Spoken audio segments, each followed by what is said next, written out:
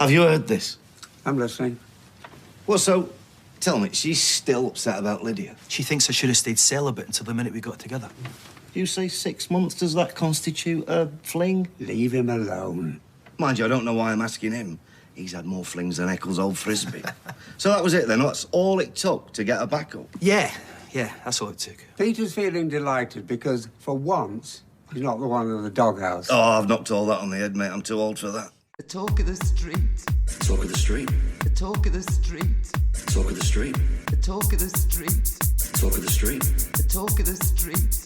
Talk of the street.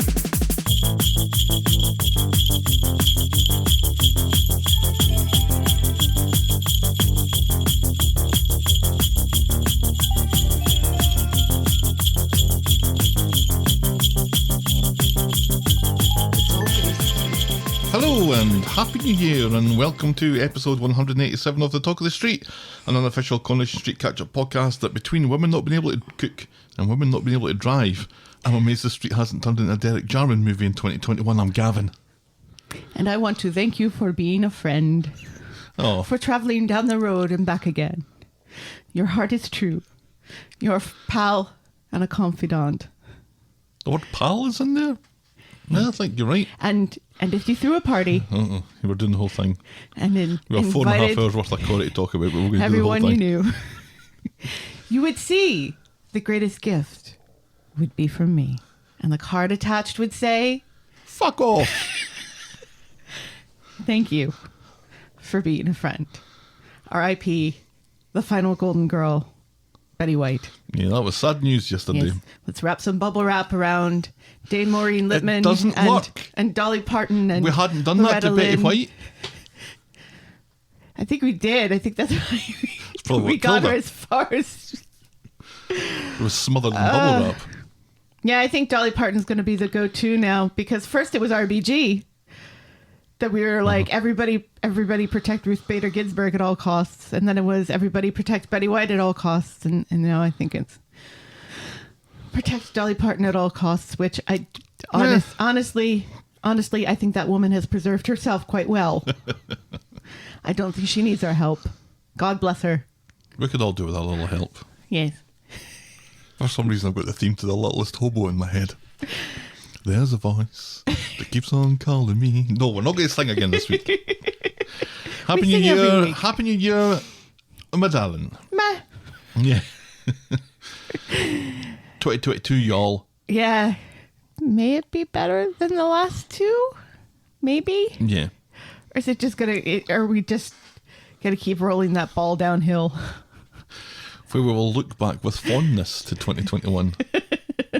This was before the alien uprising. Right, yeah. Oh well. Cheery thoughts. Cheery thoughts. Well, Happy New Year to you, dear listener. Yes. Hope you had a happy Hogmanay. Yeah. And I hope 2022 is good to you. Long may your lum reek. Lang. May your lum reek. There you go. It's taken 10 years, but we finally get there. I'm an American. My tongue has a hard time making those vowel sounds. Yeah, and yet your lum doesn't have any problem reeking. That's true. My lum reeks all the time. Actually, sadly, it doesn't, because before we moved in, somebody took out the chimney in the fireplace in the living room so that there would be room for the TV. Priorities, y'all. Indeed. We got a new TV on Boxing Day. It's a Boxing Day tradition to buy something in a box. It's the biggest TV I've ever bought. Yeah, the biggest TV I've ever bought. And now it doesn't actually seem that big. No. It doesn't seem... We went from a 40-inch to a 55-inch. Yes. And 55-inch is, when I was growing up, with 23, 26, right, maybe even a 30-inch TV. I never had a 30-inch Fancy. TV. My friends had a 30-inch TV. But, when you go from something like that to a 55-inch, it's like, oh my God, this is like having a cinema in your front room. Mm-hmm.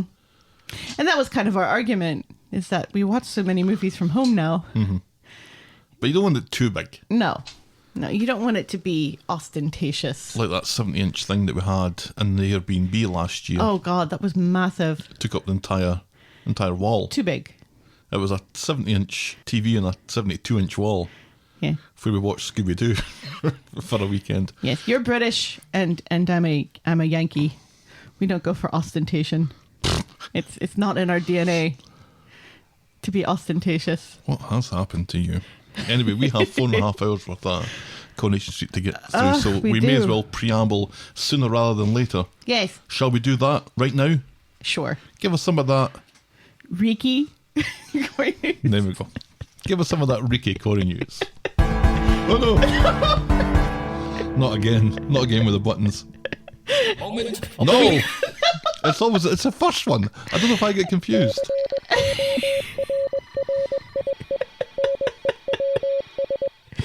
What an excellent way to start off Start as you mean to go on. 2022. Start as you mean to go on. That's Officer Barlow to you. As if Ken wasn't pompous enough, William Roach was just awarded an OBE. An Order of the British Empire. Now, an Officer of the Order of the British Empire. Because they're all orders of the British Empire. Are they? Yes. But it's a step up from Shirley Houston, who was honored being made an MBE, aka a member of the Order of the British Empire. So she joins ranks with Ed Sheeran as an MBE. Yeah. Yes. But unlike Ed Sheeran, she was awarded an MBE for her service to drama and to people with disabilities. So Yep. I think she earned it. Yeah, and apparently has Unlike not Ed been Sheeran. in the greatest of health in Yeah. 2021. So congratulations to Yes. her in particular, but also to Bill Roach. Yes, and long may her health improve. We joke about the past 2 years being shit, but I can't imagine what it is like for someone who, in her position, who just cannot be outside. Oh, so many folk have had it much, much worse than us. Yes. And we do recognise that. We do. Unlike our governments, or so it would appear. Anyway, that's not this podcast. So congratulations to both of them. Mazel tov. Maybe someday they'll reach the heights of the likes of Maureen Lipman and become a CBE. Commander off. Yes, and then the Knight and the Dame. I can't remember what BE is. That KBE. KBE is Knight, is the Yeah. Sir. Yeah. So not Sir Barlow yet, just Officer Barlow. Officer Barlow. Officer Barlow. So Maureen Lipman is still. Were chaos to ensue, Maureen Lipman would be in command of the Coronation Street League of fighters against the alien invasion. If I rely on the British Empire, I think She would be taking command. I think they're done. And finally, speaking of Ed Sheeran, Corrie has had its Game of Thrones Starbucks cup moment this week, as Julia Golding's ITV Pass lanyard was spotted during a scene at the Christmas market. Chalk it up to Shona's brain injury from when she was shot in the stomach. Eagle-eyed viewers took to Twitter. I know. To say, did you see that? Did you see that? How unprofessional. Ho, ho, ho, ho. It's quite amazing that it manages to sneak through, though. Yeah. Because the continuity people they're typically pretty on the ball about that. Yeah. And it was just like, you could just see like, it wasn't There's a like. corner of it. She didn't have Right. a It wasn't pass on. like, it wasn't like hanging out of her coat. You No. could just see a little bit of it at the side of her coat, which was the same color as her coat. So you'd think that could have been very easily edited out in post-production. Quite funny when that sort of thing happens, though. It is. It is. It's like when a character walks onto the set wearing a t-shirt that you sent them. And that's Corrie News. That is Corrie News. And now, Will Podcast for Coffee.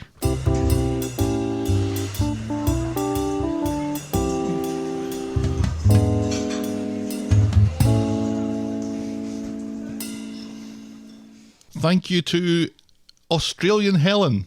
Australian Helen. Wow. have Australian Helen We are now. everywhere. Helen's all over the world. Helens all over the world unite. Merry Christmas and wishing you the best for the new year, Helen writes. Thanks for your podcast and getting me through 2021. Oh. Helen from Melbourne in Australia. Officially now deemed to be Australian Helen. Yes, Thank you very much for that, Helen. We really appreciate it. we do.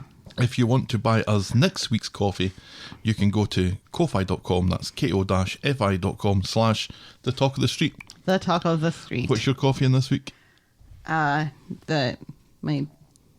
soothing pleasures are the best. Tea soothes the soul, and yet I'm drinking coffee out of it. That's a lot of verbiage on that mug. Yes. It's not the most verbose mug I have. I think my Eleanor Roosevelt mug is more verbose. Mm-hmm. So I've read shorter books. And I'm drinking out my Talk of the Street mug. Thanks again to Helen. thank you, Helen. And now this. Doo-doo-doo-doo.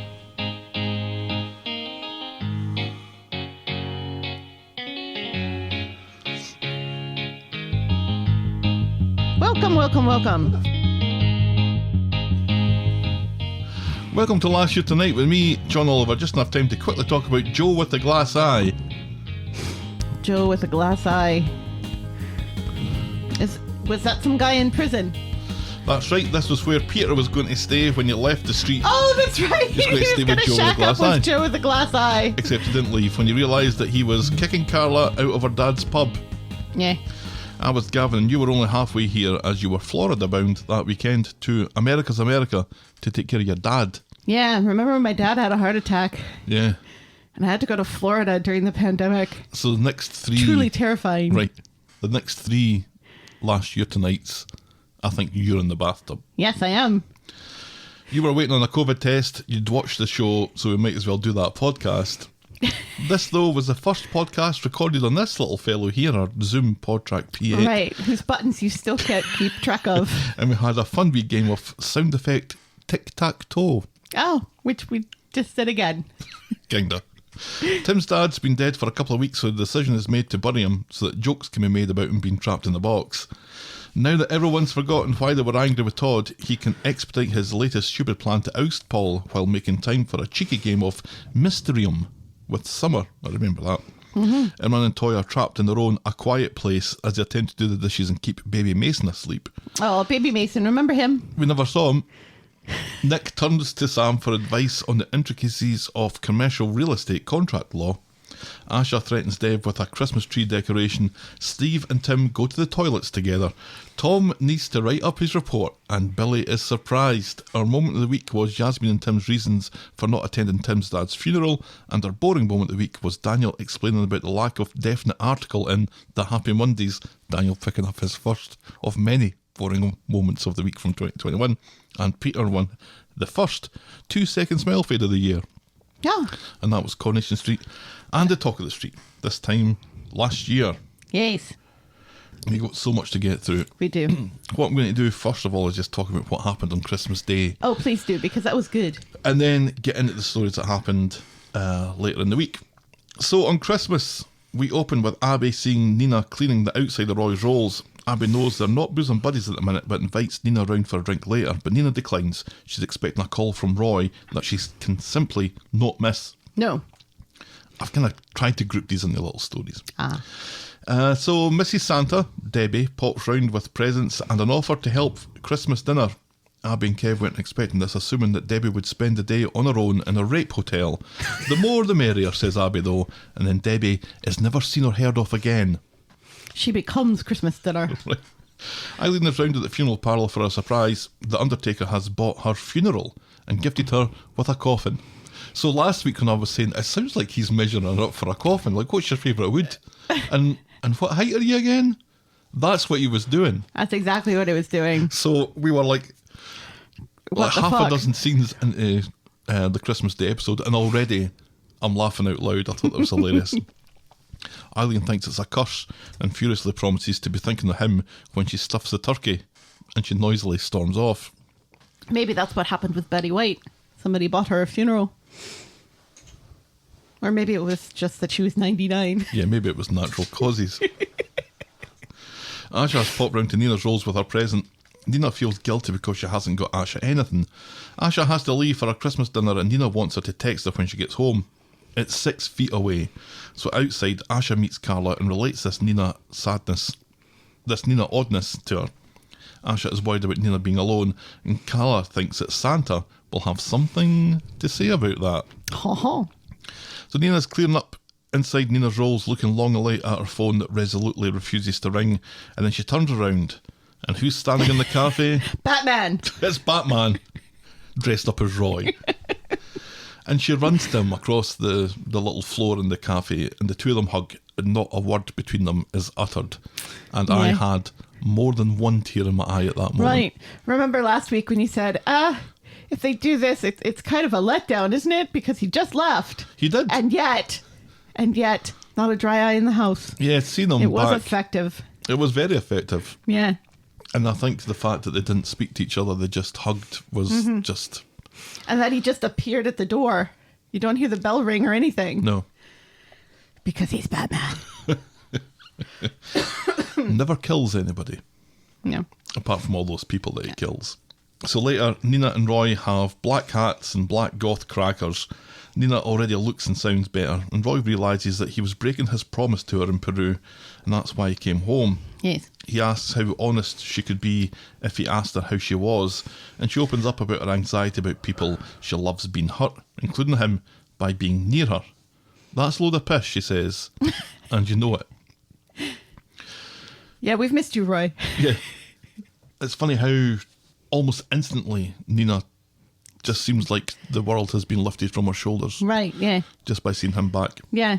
So I guess this means that he's back for good now. He's back. Yeah, he's back. He's not going back to Peru, which, if I were the Peruvians that hired him, I'd be a little pissed. Going through all that, presumably immigration expense as well to get him across there. Yeah, which is not cheap. Immigration is not cheap. In Peru? Anywhere, I would imagine. It's not cheap. I don't know. I have to think maybe Peru is... What are you saying about Peru, my darling? I think they're more desperate for chefs than Manchester is, I think. Famously. Meanwhile, it's Christmas at number 8 and David's birthday. It's always something that surprises me how many people have a birthday on Christmas Day or New Year's Day in the world of soap. Because of all these births. And he's hilariously got a sweatshirt with Jesus on it saying, "It's my birthday." We're going to party like it's my birthday. Yeah. Yeah. Unfortunately, he takes that off quite quickly and is not seen again throughout the Christmas episode. And I was like, what happened to that jumper with Jesus on it? That was hilarious. Oh, we see lots of David. Yeah. But we don't see the shirt. Yeah. Yeah. That's my complaint. He's put the turkey in the oven for Sarah, but it's come out looking like a skilled vet could revive it. David suggests browning it at the bistro and also something to do with the turkey. Meanwhile, Audrey's dying to get wired into the booze until someone points out that it's like 6 a.m. Yeah. Gail says it, "Ma'am, it's breakfast time," and she says, "Well, we can have toast with it." Ken's at the door complaining to Gail that Sarah's plans are far too early for him. Because he's full of granola and banana. And Gail stands and looks at him like, oh, and what do you expect me to do about Right, that? yeah, this is not my fucking do. This is Sarah. At the bistro, Sarah's Christmas is already starting to fall apart. The turkey isn't cooked, the spuds aren't on, Max and Lily are refusing to leave the house, and Daniel has decided he'd rather have Christmas with Beth and Kirk. Yeah. And Sarah apparently has fucked Adam into a coma again. Audrey has accidentally opened the bottle of champagne and could not give a single fuck. Accidentally. David has managed to end up cooking Christmas dinner on his birthday for his own stinking family and a bunch of randoms. In the dining area, Carla and Peter have arrived on time, and fuck all is happening except Audrey getting more and more lashed, and Gail refuses to do anything to help. Yeah, and good for her. Good for her for sticking up for herself. I am Team Gail in this. I don't think David should be the one doing it. It should be fucking Sarah and Adam doing it. Right. And they do fuck all. I'm amazed that the bistro would have paid somebody double time to do that for them, I would have thought. Well, restaurants are open on Christmas Day, as we know. yeah, well, some of them. But it seems like it's closed for a family event, and the only reason why they're having it there is because Nick is a part owner. Hilariously. Because none of the food is bistro food until they start, cleaning out the bistro's food. Right. I quite liked how they was it Shona and Audrey, who try and lock themselves in the freezer. Right. I just focus, this is impossible. Yeah. That's Who the hell hilarious. locks themselves in this freezer? Yeah. I think Sarah should have done certainly more than just sitting there complaining about how nobody was turning up. Right, yeah. And maybe woken Adam up instead of letting him sleep in. This was their idea. This is their deal. Why are they not doing anything? I mean, as much as I love this, there's so much wrong with it. There's so much wrong with it. But I really enjoyed it. Gets a little bit It gets a stick little online. repetitive. It gets a bit of stick online. There's been like kind of a weaker point of the Christmas episodes, but it made me laugh, especially when it's Steve that turns up at the bistro with Ken, Right. who isn't a Barlow or a Platt. No. And he's married to Tracy, obviously, Right, but yes. Tracy doesn't turn up. No, Tracy and Amy are like, fuck that. Yep. And Simon won't be around because they simply don't want to. Yeah. Tracy, Amy and Simon didn't turn up just because they didn't want to, Right. according to the script. Yes. And Emma doesn't show up because she's still pissed at Steve. But Ken has found his handbells, so it's not all good news. Yay. Nick, Leanne and Sam Brenda at our church would be happy about that. have turned up, but they are appraised of the situation by a pissed Shona who is bailing, and so Nick and Leanne decide to follow suit and head back home without stepping foot in the bistro. Yeah. Later- That was funny. They all kind of just look at one another and say, Nah. nah. Later, the turkey was shite. Audrey wants to pour brandy on everything, and Ken's setting up his bells. Carla But not like that. Carla sees an opportunity to use Nina being on her own as an excuse, and she and Peter make a run for it. Then in the kitchen, Sarah is sad that lots of people refuse to turn up, and now everyone's leaving. Gail points out that it was supposed to be her idea, and she's done fuck all to help. Right. Now serve the pudding before anyone else leaves, because they're down to, I think, 6 at this Yes. point. Ken is trying to divvy up his bells, but Audrey's having none of it and No. leaves, and Steve beats Gail to it to make sure that Audrey gets home. Yes. Okay, because she is, Right, yeah. He's got to go get a cab for her.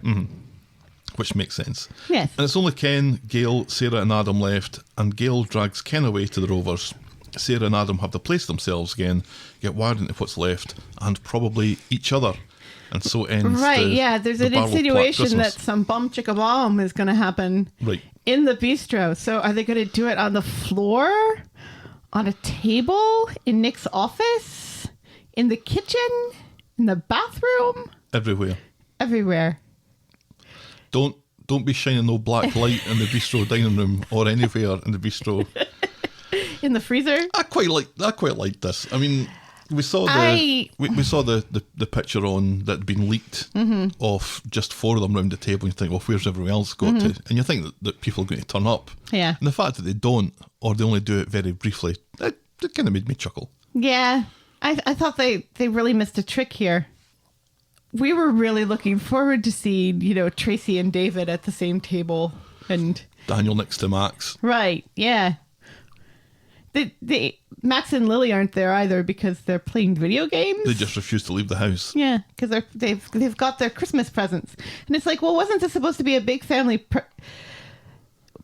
party where you bring your presents there and everybody opens presents and stuff? There were no presents being opened or No. anything. It was just dinner, Right. and then it wasn't even really that because Sarah doesn't understand that when she's hosting something, she's supposed to be the one to set the table and make the food. Yeah, she was a bit bratish in all this. She really was, and that was kind of disappointing too, because we've seen so much character development in her over the years, where she seems sometimes to be the most responsible of Gail's children.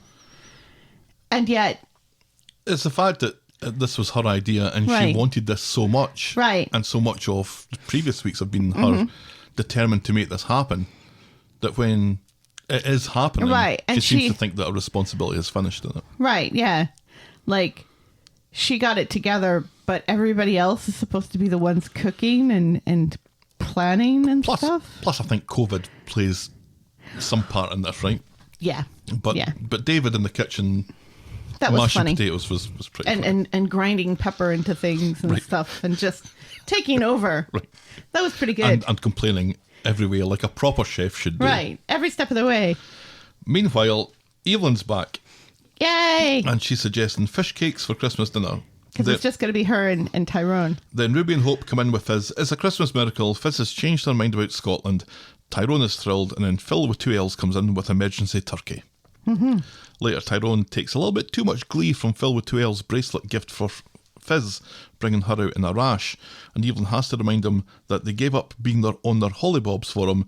Don't make them regret it by behaving like a total prick who refuses to wear his MSU Spartans t-shirt for a second time. Tyrone goes out to check on the girls and finds Hope about to kill a pigeon. And eat it. Tyrone reckons it's got a broken wing and then gets all nostalgic for Jack and Vera on classic Corrie. She's going to get a job at Willem Dafoe's carnival in Nightmare Alley. Oof, that's a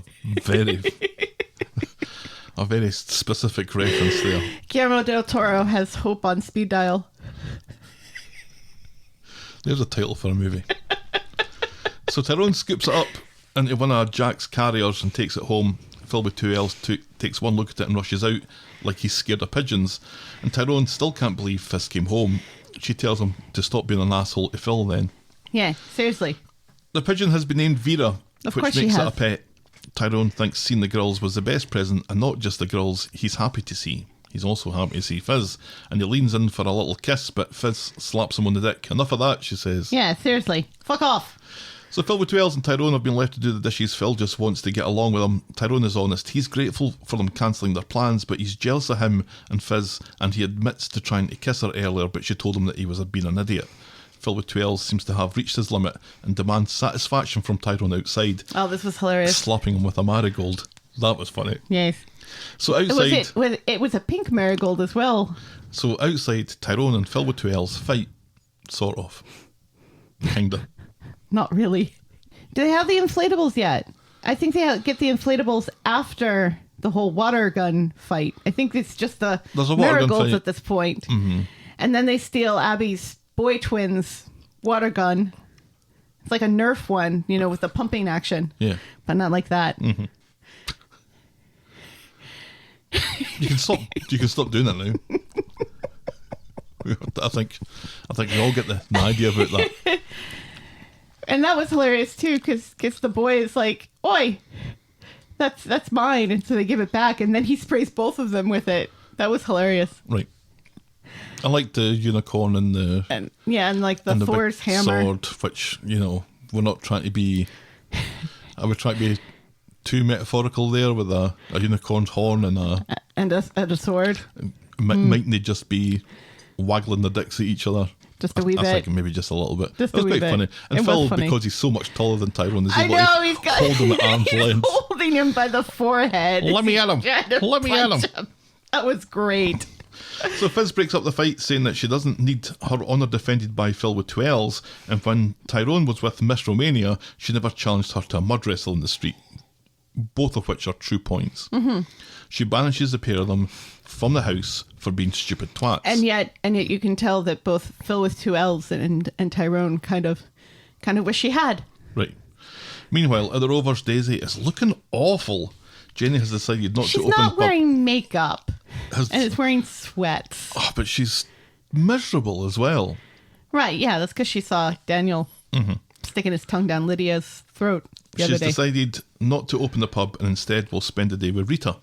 Daisy is appalled at the prospect of this, so decides to tidy up the pop-up in the market and make sure that the work needing done will fill the time that's available to do it, so she doesn't have to spend any time whatsoever with Rita. Poor Rita. So Daisy, she's currently trapped under a Christmas tree as well. She is. So Daisy, Emma and Gemma aren't feeling the Christmas cheer at the pop-up, and Daisy is struggling to move the barrels. And Gemma's wearing her jammies. Yeah. Gemma, though, has an idea to make this whole thing funner. And I wonder, what is her idea to make it funner? Yes. And easier to lift the barrel. Yeah. Drink the contents of the barrel. Yeah, empty it out. Yeah, so Gemma's idea seems to be open up the pop-up again and get lashed. It's already attracted the Undertaker and Todd because of the whole Eileen situation. Right, yeah. And Nick and Leanne decide to drop in on their way home from the bistro. Right. And then Dev and Bernie meet up in the Ginnell. She's pissed that Gemma didn't get milk and got pished with Daisy instead. And he's pissed that Asha and Addy got him a life-size cutout of his nuddy calendar shot.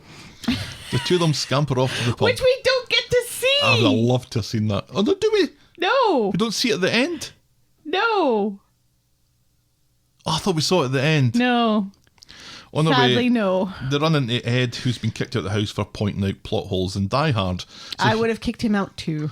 So he joins their gang, and later Dev and Bernie have a bit of a snog. Also, God bless the Baileys for acknowledging that Die Hard is a Christmas movie. If Die Hard's a Christmas movie, then Lethal Weapon's a Christmas movie. Okay. I have no problem with that. More and more residents are joining the outdoor pub. Billy and Summer are there, Peter and Carla have joined, and now the piano's getting moved from the Rovers to provide some musical entertainment in the shape of Billy. Mm-hmm. And Billy goes through his Christmas repertoire, and even Jenny joins in when she passes by.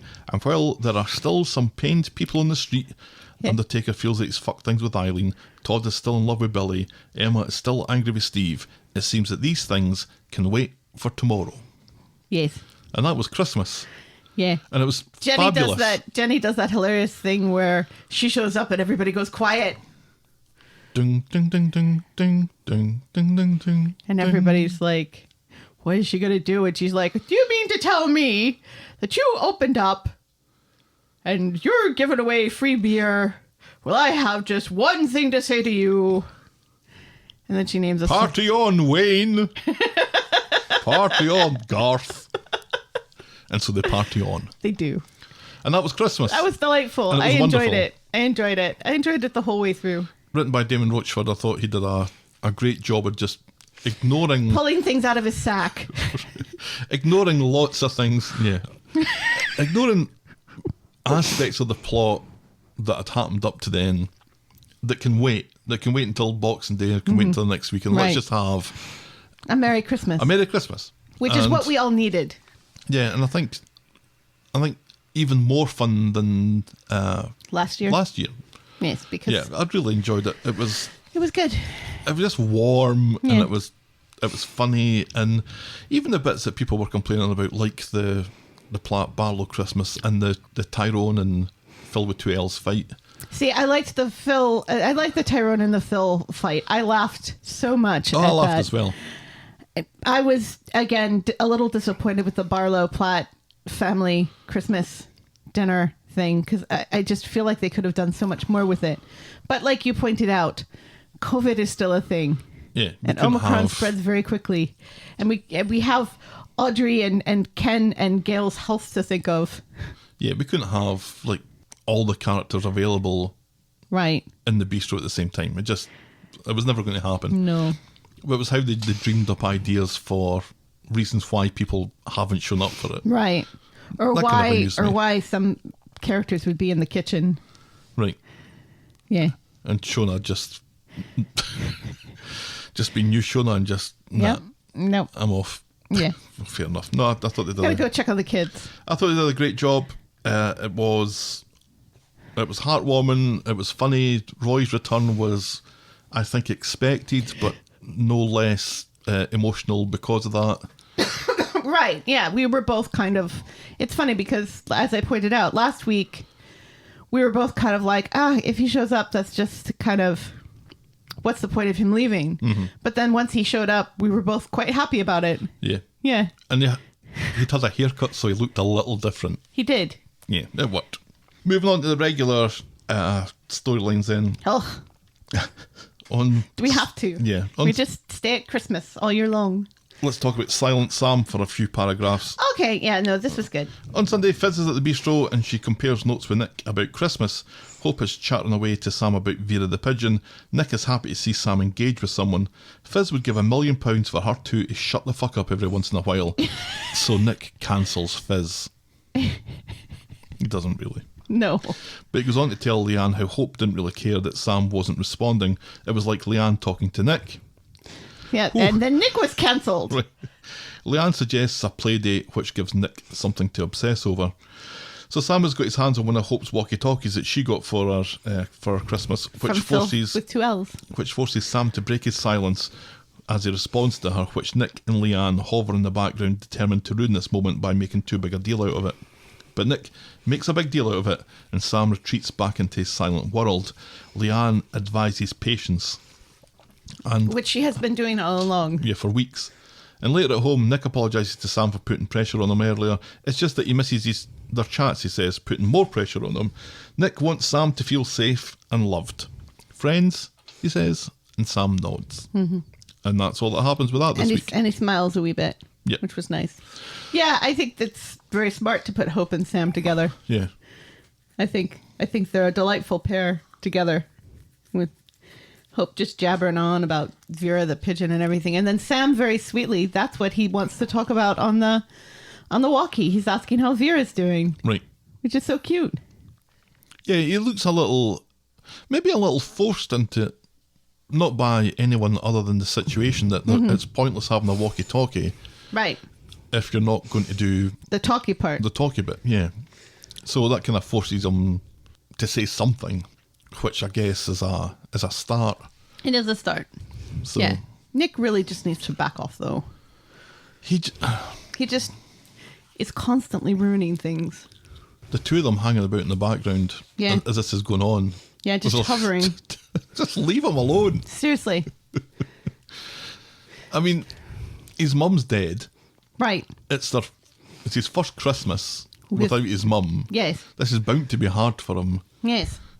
Having the additional pressure of Nick wanting to have conversations about stars or whatever with him, it's just something that he doesn't need. And No. It's kind of ridiculous. Yes, he needs to leave it to Hope and the Undertaker. Leanne needs to stop advising patients, though, and just advise he back off. Right. Which is kind of what she's doing by advising patients. Yeah, maybe And not being rude about it. But I think maybe she needs to start being rude about it. Right. Moving on then, our next storyline this morning is Nina attack. On Sunday, in Nina's roles, Roy has noticed that Nina is ignoring Asha's texts inviting her to a family dinner at the bistro. He tells her that if she wants this relationship to succeed, she mustn't ignore problems and she should tell Asha about her anxieties. So Nina has gone round to see Asha and explains about her anxiety issues. She tries to live in the moment, but she just can't shake it. Something terrible is going to happen to Asha. Creepy much, says Asha. Nina promises to be more honest in the future, but she feels like she's cursed. So Asha grabs her phone and shares her location with Nina. Boom. Sorted, she says. Now Yes. you will always know where I am. Yes, I wonder if that will come back to haunt her at some point. probably. On Monday, Nina has spent the night at Asha's. She's feeling better now that she's unburdened her soul, and Asha takes it upon herself to nurse Nina back to full strength by shopping. And Nina and Asha have gone antiquing for a gift for Roy. Back at the cafe, Roy can smell something mouldy, allowing Nina to sneak the package in unseen. And later, she presents him with the gift. It's a special chess set from the 1936 Nottingham Chess Tournament, considered the best ever. And I looked this up, because of course I did. And it is. It's deemed to be one of the best tournaments of chess ever. Wow. I'm not sure why, but it's definitely a thing. One of the white knights is missing from the set, so Nina replaced it with a tiny brass train. Aw. And Roy is fair made up, so they start playing a game, Yes, which Roy wins. of course. I'm kind of pleased that he doesn't let her win. Yep. Letting anybody win just isn't in I Roy's can't imagine psyche. Roy letting anyone win. And it's not from a point of being overly competitive. No. It's just from Of being a point honest. of honest. Right. Yeah. Asha comes in, pleased to see Nina looking better, which Nina puts down to her and gives her gift. And it's a Nina-drawn pen and ink picture of her and Asha in the style of the awful said picture that was in the Memorial Garden. But Nina's joie de vivre... It's better than the picture of Seb, though. Well, because it's not in brick, I guess, but it's clearly the same person who's done both. Well, yeah, Nina. Well, it's somebody pretending to be Nina, maybe. But Nina's joie de vivre is short-lived as she starts to panic when Asha's gone for 5 minutes to pack an overnight bag, and Nina now feels stupid for thinking that she was getting better. Asha tells her that she is getting better, and it's one day at a time. Right. And that's as far as we get with that this week. Yes, because Asha's been to many AA meetings. Right. Asha and her drink problem. We don't Yeah. explore that very much. I'm glad it's being addressed. I'm glad this whole Nina panicking whenever anybody she loves is out of the room has been addressed. I'm glad she's talking about it now. It makes it feel, a bit more managed, and we're getting there. I definitely would have rather to have more Nina and Roy and less Nina panicky. It's part of the storyline. Yeah, So- it's an odd development in the storyline, though. Don't you think? No, You don't think? no. I find it perfectly reasonable that she would be experiencing PTSD in this way. I think it's taking its time. Well, I guess these things do take their time, don't they? Right. Yes. And let's remember, it was only just re-triggered last week. Or was it 2 weeks ago when Kelly was attacked? Oh, it was a few weeks ago. Yeah. So this is kind of a brand new development in her PTSD, because at first her PTSD was that she couldn't remember anything. And then she started to remember too much, and then she was sort of managing that. But then the whole Kelly thing triggered her again. Yeah, and let's that's also true. remember, she hasn't gotten any professional help for this. No, she hasn't. Not one single ounce But of professional help. where there has been an improvement, though, is that she's no longer seeing the world through the little blue filter that's... That's looking at her. yeah, that's... She's got over that bit of it, Yes, she's lost her golem. which is good. Yes. The We next must all storyline this lose our morning golems. is Eileen's Smashing Christmas, a.k.a. Eileen in a Box. On Sunday, the Undertaker goes to see Eileen, but she's gone for a walk. The Undertaker didn't realise the situation was so grim.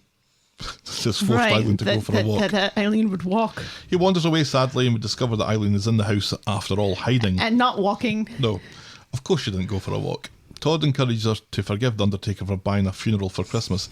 It begins to sound like most of this was from someone else's idea anyway. Well, yes, we knew that. And it wasn't Todd's idea. No. So whose idea could it have been? So Who is the one person, who is the only person the Undertaker asked for help in picking out I a still gift don't for know why Eileen? he asks Gail, but a furious Eileen tracks Gail down to the Rovers. It seems this funeral for a Christmas present was all her idea. Gail maintains that it was a great present, but Eileen calls her deranged, and Todd has to pull her off, but not like that. And Gail laughs as soon as Eileen's back is turned. I know. This has been a calculated A successful, suggestion. calculated suggestion. Right. It's just hilarious.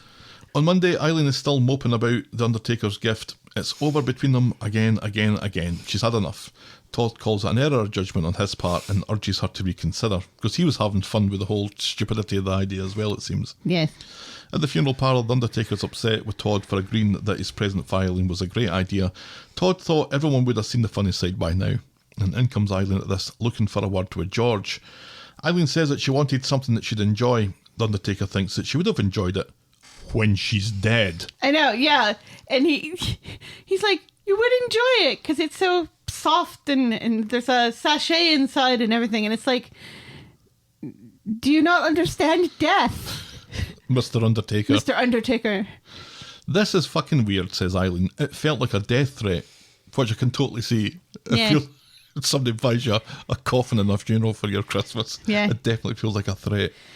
The Undertaker admits that he got carried away after thinking of them growing old together. Aw. And this seems to melt Eileen, and the relationship is back on again. Again. So the Undertaker takes Eileen to the Rovers to give her an alternative present. It's an ITV puffa jacket that she can wear on her stroll to the bistro later for a slap-up meal. And cocktails. This, says Eileen, this is more fucking like it. Yeah. And that's as far as we get with that. Yes. Kind of filler, a bit of filler. A bit of filler. I'm getting... Funny. Can they stop breaking up and then getting back together again? Yeah. This does feel like it's the fifth or the sixth time. Yeah. And this is something Eileen does with all of her relationships ever since, the death of her serial killer husband, who she always brings up in these arguments. Mm-hmm. Don't forget I was married to a serial killer. I don't think anybody forgets that you were married to a serial killer, Eileen. No, it's going to take some time for that to fade from people's memories, I think, isn't it? Yeah. I mean... You'd think that she would want people to forget. I'm saying that she don't want to forget. Yeah. I don't know. Do you think that's what it is? Do you think it's just she has trust issues, obviously. Yeah, she's got huge trust issues, which I can kind of understand, but we go through this with all of her relationships because she was like this with Jan too. And I mean, yes, she was right, kind of, to not trust Jan. Yeah. Because he was lying to her, but he was lying to her for a good reason. Yeah, she had to Eileen smash him, didn't she? Yeah. Mm-hmm. Mm-hmm. And then the Rachel character, Eileen smashed her as well. Yes. Maybe she just needs to Eileen smash the Undertaker and get it out of her system. Yeah, I'm sure the WWE would welcome him back with open arms. Right. He's getting on a little bit now. Didn't stop Hulk Hogan. It should. Let's move on then to Vera the Pigeon. On Sunday, Tyrone goes round to Fizzy's. Phill with 2 L's pretends that he's still pissed off with Tyrone, which was lovely. And as they all wait for Fiz to come back from Chesney's, Phill, Tyrone and Evelyn share some top quality, new Joyzy banter. You found that top quality, did you? Thought it was hilarious. Yeah, I did not. Oh, why not? I felt that it was stereotypical of New Jerseyans. Yeah, They're not all mobsters. And people in that show who are. It's like when Americans do very, very poor Scottish accents pretending to be Shrek. That gets old after a while, doesn't it? I don't think that happens very often, does it? It used to happen to you all the time.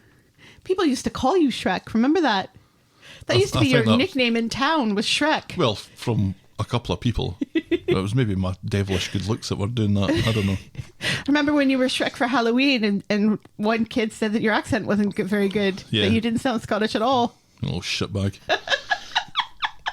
Anyway, I enjoyed it. I enjoyed that Phill and Tyrone pretending to still be Mad at each other. loggerheads with each other. And I liked Tyrone sitting in his chair doing his little Tony Soprano impersonation. Right, yeah. Well, and it was all, started by Evelyn. Mm-hmm. Yeah. Gran, do your Tony Soprano impersonation. So Fiz, Tyrone, Hope and Ruby are in the community garden ready to release Vera the Pigeon. Yeah, it's because miraculously after one day her wing is fine. I don't think it was a broken wing. Hope wants her to find her old family, and so does Tyrone. Fiz thinks it's important that new families are allowed to form and make their own memories together. Yes, because pigeons have such big brains. Hint, hint. On Monday, at Fizzy's, everyone is heading to the Christmas market, which is still a thing. Evelyn is pleased to hear that Tyrone and Phill with 2 L's seem to have buried the hatchet and not on each other's backs.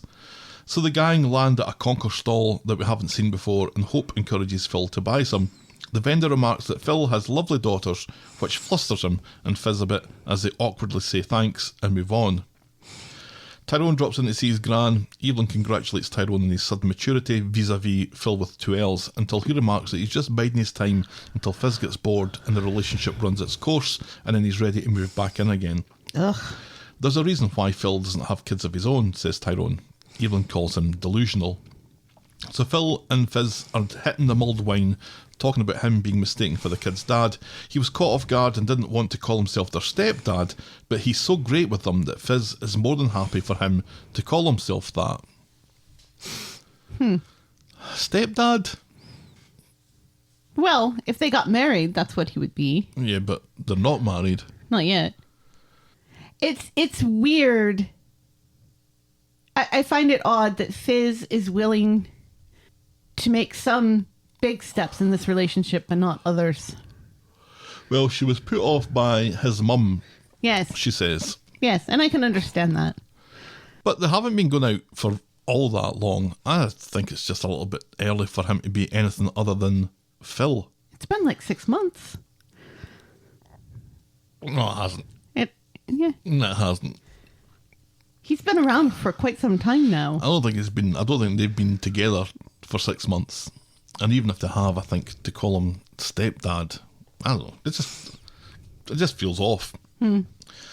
Back home, Phill with 2 L's gets a bad text. His prospective house has failed its survey because of its roof. Did we know about this house before now? I don't think so. No. So the house had a massive garden for the girls and he was going to get a goat. It's such a pain in the tits, he says. And all this gets Fiz thinking that she reckons a big garden and a goat are well beyond her expectations as she was a kid from Care, but it sounds so fancy now. Phill insists that she deserves the best goat in the world. He loves staying with her and the girls, and he'd live with them in a heartbeat, although he knows that's not what Fiz wants right now. Right. But Fiz may have changed her mind. Right, once she heard about that goat. And asks to see the house in question. I don't think she should be motivated by a house in this. All it takes is a goat Right. and a garden, and she's in. Right, especially since it wasn't that long ago that she was like, yeah, I don't think I'm ready for us to move in together. But now she is. Right. Yeah, and I think you're right. I think her motivation is kind of for the wrong reasons. Yeah, a little bit. Tyrone comes along looking for a griddle and spots Phill cracking open a bottle of champagne. Celebrating? Asks Tyrone. Phill leaves. which allows Fiz to explain that she and Phill with 2 L's are moving in together. Tyrone suddenly gets literally hot under the collar and seems dead jelly when the goat is mentioned. Ty worries about the distance, but Fiz says it's 10 minutes on the tram. Tyrone swallows his pride and says that she and the girls deserve the best. So later, Fiz goes to see Ty at the flat to give him the griddle. She wanted to thank him for his words earlier. She wants to pay her way in the new home, and she doesn't have anything except number 9. Ty is understanding, but says that he can't afford to buy her out. But Fiz wants to sell. Yeah, and it doesn't seem like she's talked to Phill with 2 L's about this yet. No. Because it kind of seems like Phill with 2 L's is okay with buying the house himself. Like, he doesn't need any extra money to buy this house. Right. Maybe she should talk to Phill with 2 L's before putting her house up for sale. She wants to have her name on the deeds. She wants this to be a joint venture. Right. It can be a joint venture without putting money in. It's kind of confusing because she wants to avoid the situation that she's in now where she's put money into number 9, right, but doesn't have her name on the deeds. Yeah. But the fact that she's lived there with him in what could be described as a matrimonial home, right, gives her some rights. Yes, absolutely. I mean, I don't think she has. And he has never tried to kick her out. No, he's happy for her to stay there. I can see her point where that isn't the greatest place on earth for her to stay. Right. But I don't know. And I also think that if Ty really wanted to, he could get a mortgage on that place. Presumably he's not paying a mortgage just now. Right, yeah, because Jack and Vera gave him that house. Right, so he's never had to pay on it. So he could probably do something to get right some kind of loan using that house as equity and pay her off. And I don't understand how Evelyn has no money. That makes no sense to me, that Evelyn has nothing that she and Tyrone can go together and buy this house. Yeah, we'll get into some of the more minutiae of the detail here as we move into Tuesday with some swearing. At the garage, Evelyn takes Tyrone some lunch. He talks to her about Fiz's plans to sell up and how Phill with 2 L's new house looks like it's about to fall down, although it sounds quite extensive. Evelyn begins to worry what's to become of her.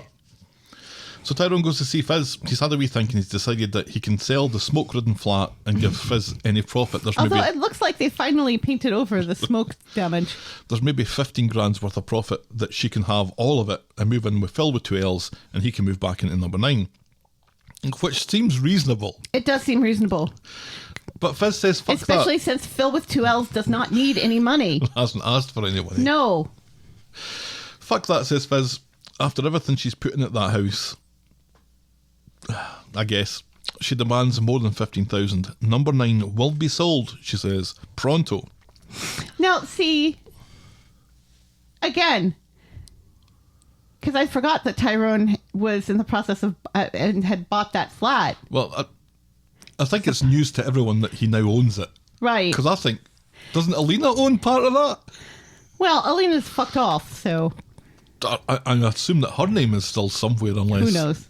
But if he can sell it and pay off that mortgage and still have 15 grand left, that's enough for a down payment on number 9. And then he can get a mortgage for the rest. Right, so he could buy number 9 himself. Yeah. Which is pretty much what I'm saying when he gets a loan on the equity on the house. Right. Yeah. This does not have to be this hard. No, we're making this needlessly complicated. Yes. Tyrone is moping around in the yard of number 9 when Evelyn comes out. He reminisces about Jack and Vera and can't imagine a new family living there. He's sorry that Evelyn has got caught up in all this, but then Vera the Pigeon returns and Ty takes this as a sign to tell Fiz to fuck off. A pigeon returns. A pigeon. Whom he assumes is Vera. Fiz is in the Rovers. Well, Hope's nose starts when they eat that pigeon. Fiz is in the Rovers with Chesney talking about the new house and selling number 9, and Ches is surprised. The house means so much to Tyrone, this is going to break his heart. Should have thought of that before fucking that Romanian, says Fiz. And she doesn't see why she should be the one to compromise here. But then Tyrone storms in and announces that Fiz can go and GTF if she thinks that he's selling. It's his house, it's in his name, he doesn't have to sell, so he won't. And she accuses him of destroying the kid's future. Evelyn comes in and sends Tyrone back to work. She says that she'll talk with Fiz. And Fiz brings up a good point. She's like, yes, he had happy memories with Jack and Vera there, but he also had the shit kicked out of him Yeah, by by Kirsty. Ruby's mum Right. in that house. So there are bad memories there too for him. Yeah, I think it's okay for Tyrone to swallow down those bad memories and think of it as a happy home. I think that's all right. Meh. I mean, you have good and bad memories no matter where you live, don't you? Yeah, not necessarily ones of being No. having the shit kicked out of you though. Sure. Eileen tries to explain to Fiz about the importance of Tyrone's history with that house, but Fiz points out that it was a family home and he broke that family up. The house meant as much to her as it did to him, which I'm not sure is true. No. And Ty has made a mockery of all that. Eileen begins to look swayed. Fiz says that she's got to get away. She can't think of the future while she's living in the wreckage of the past. And that I can understand, but you don't have to sell the house. Right. Back in Tyrone's flat, Eileen explains that she's Team Fiz now, even if it doesn't suit her. She asks if he'd be this stubborn if he was still with Alina Pop. And that's a good point. And he kind of seems to realise that how good that point is. Yeah. And furthermore, she says, what would Jack and Vera think about all this? And Ty knows that they'd be disappointed in them. Do the right thing then, says Evelyn. So Tyrone goes to number 9 to see Fiz and to confirm that he'll agree to sell up after all. It's the right thing to do and what Jack and Vera would have wanted him to do. Fiz thanks him, recognising how hard that must have been. Mm-hmm. And that's as far as we get with that this week. The movement of property and businesses around the ownership as it moves from character to character, it's never the most interesting part of the drama, so the show kind of skips over it. And deeds are Unless they make it this exchanged. huge plot point. Signatures are good enough to do whatever. In a period of 24 hours, a pub can change hands and all that sort of thing. Right. So I think it's in keeping that we don't linger too much on who is actually in the right here and who has what rights. I would think that Tyrone probably has more say in this, given that the house is in his name. Right, yeah. I don't think Fiz is without a voice in this because she's lived there for so long as his partner. I think that Right. gives her some rights. But again, nobody seems But- to have thought that to ask Phil with 2 L's what he thinks of this, because he may say, what the hell are you doing? We don't need that money. Your name can be on the deed. No problem. Right. Not a big deal. It's fine. And also, 15 grand would be fine because I'm already fine with buying this house on my own. I don't need the extra money. She should say, this 15 grand's probably going to fix your roof. Right. Yes. So have that. Right. If she wants to. It feels more like her wanting to be in the right again Yeah. than it has to anything else, because the fact that she brings up Alina again and everything in a way like, well, it's my right because I'm the wounded party. I thought we were over that at this point. This is dredging up the ghost of Alina just to get your way. Yeah. More than anything. The only person who has a good point as far as Alina is concerned is Evelyn. Mm-hmm. Because she's absolutely right. If Alina was still in the picture, Tyrone would be more than happy to sell number 9 and live happily ever after in that flat. Right. Or again, buy number 9 Right, which he can still do. back from himself. Right, yeah. I think his offer, the 15 grand for selling the flat, is Was more than reasonable. more than reasonable. A little ludicrous that he's made 15 grand on that so quickly. Right. And it's been on fire for part of that time. Right. But that offer, I think, was more than reasonable. Fish should have bitten his hand off for it. Right. And But be, no, and be done with because and again, it's more about being right it. Yeah. than anything. And maybe it's also a little bit about winning. Yeah. Yeah. Moving on then, our next storyline is the return of Sinkhole Leo. Yay! Really? Yay! On I Monday, like Leo. at the Rovers, Daisy somehow challenges Jenny to a splits competition when Sinkhole Leo comes in, thinking Jenny is hiding from him because everything has to be about Sinkhole Leo. Jenny must have That was funny, though. Helped to her feet because next we see she's upright and Leo is wondering why he hasn't heard from her in so long and asks her out tomorrow.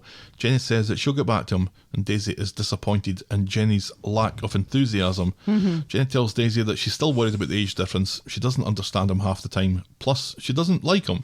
She's looking for different things. Daisy doesn't buy it for a minute and tells her that she deserves to have fun. So on Tuesday, Sinkhole Leo, who I think I preferred before Coronation Street, is taken through the back, but not like that, by Daisy, while Jenny is lounging out reading Hiya. He's come to invite her on a date to watch him play rugby league. What a dick. It's fine. It's like... Come watch me do something I enjoy doing. Right. So, you've never done that for a woman before? On your first date? It's not really their first date. They've gone on date. Didn't they go on a date before Johnny died? Pretty sure they did. They went out to dinner. They did. They went out to dinner. And Johnny saw them and got jelly. They have had a dinner date before this. This is not their first date. It's still early doors to be taking someone to watch you play sport. Well, it's like, you're getting to know one another. And you want to say, this is something I'm interested in. Come and see this thing that I am interested in. We can't talk during it. You can just stand passively and watch me. That's a dick move. Jenny would rather pull her eyeballs out, rightly so, but Leo and Daisy talk her into it. As Jenny's getting ready, Ronnie, who still lives at the Rovers, let's remember. Of course he does. Comes in and reckons rugby is just a game for people who can't play football, and he's right. Give Sinkhole Leo 5 years and he'll look like roadkill. Jenny leaves in a huff. So Jenny and Sinkhole Leo are back at the Rovers from the rugby league game. Jenny seems to have had a marvellous time and gotten a warning from the referee. Yes. Sinkhole Leo starts talking about her tackle and Daisy goes off to vomit. Through the back, Jenny apologises for blowing hot and cold, but she's full blown hot now, and so the two of them head off to get their hole. On Friday, early in the morning, Jenny is putting on her makeup so that Sinkhole Leo will think that she always looks like this when she wakes up. and Daisy creeps down the stairs with a water gun, and at first you just see the shadow, and I'm like, oh god, another gun on the street. But it's the second water gun we've seen this week. Right. Later, Sinkhole Leo is off to a New Year's party, and because Jenny's had sex with him, she's now behaving possessively as he leaves, half expecting him to get his hole off of someone else tonight. And Jenny is ready to give up on Ben again later when Sinkhole Leo and his buddies land on the Rovers. The town was busy and they decided to celebrate the new year in somewhere dead instead, so they came to the Rovers. Right. Sinkhole Leo's mate is thrilled to meet Jenny, who Leo has done nothing but bang on about for weeks. But not like that. So Jenny and Sinkhole Leo see in 2022 with a passionate smooch outside in the back in the Rovers, with him saying that he really wanted to see it in with her. Yes. And that's nice. He's nice. I find him very untrustworthy now. He's lovely. Is it because he did such a bad job with the sinkhole? It's not his fault that Johnny jumped down that sinkhole and that everybody was like running around freaking out and not listening to him.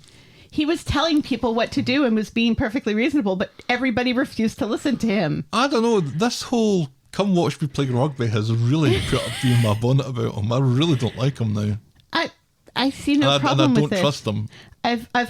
I've gone to many garages early in relationships to watch people play guitar poorly. I have no problem with this. But if you're interested in music, that's I think that's better than watching a sport that you're not interested in. Yeah, but it's a sport. It's not necessarily a sport she's not interested in. Well, she says that she's not interested in it. She just doesn't know anything about it. And she has fun. It turns out she has fun. So what's the problem, caller? Yeah, it feels like it's just lost any credibility with me. I don't like him. Rugby is where you draw the line. I think rugby doesn't help, certainly, but I think I'd probably feel the same way if it was football. Maybe not as much. I don't know, there's something about him that just doesn't rub well with me. But not like that. Oh well. Is it just because, all the other... Well, no, not even all the other. Just one of the drop-in boyfriends has proved to be untrustworthy. Phil with 2 L's is still trustworthy. It's only Curtis that has proved to be untrustworthy. No, it's got nothing to do with any of them. I just think I prefer Jenny to be with Ronnie. Well, Ronnie's with Debbie, so that's not going to happen. So we're led to believe. We never see it. We do. When was the occasionally. last time you saw Debbie with Ronnie? Thanksgiving? Some time ago then. Yeah, I don't know. Because Ronnie mentions Debbie, that Debbie is Yeah. doing something else, so that's why he's alone for New Year's. Yeah, he talks about not spending time with somebody he's supposed to be going out with at New Year. Right. Yeah, I don't know. Well, again, let's remember all the trauma Debbie's family has been through. I can understand Ronnie saying, you know what, I don't want to horn in on your family trauma. There's something about Leo that just doesn't stack up for me. And we'll see if I'm proved to be right or wrong. In the meantime, let's move on to Oversharing Sarah. On Tuesday, Sarah goes to see Adam at the law office. He's still working on some boundary dispute case, and she's disappointed that he skipped the prospect of knocking her up earlier that morning. Sarah's biological clock is ticking, but Adam needs to work and drink some milk. Sarah and her BFF, Lydia, are in the Rovers. Sarah's pleased that the two have been able to remain friends after her fling with Adam years ago. Fling? Shouts Lydia. London? But she quickly backtracks and pretends to be cool when she leaves. Daisy comes in, and in the discussion, Sarah reveals how Lydia is dead into Daniel, which Daisy isn't happy about. No. Back at the law office, Sarah tells Adam about Lydia being upset at her relationship with Adam being described as a fling. Adam, quite rightly, isn't responsible for the thoughts in his ex's head and couldn't care less. He'd rather talk about going away to a hotel for New Year's. There may even be fireworks, he says.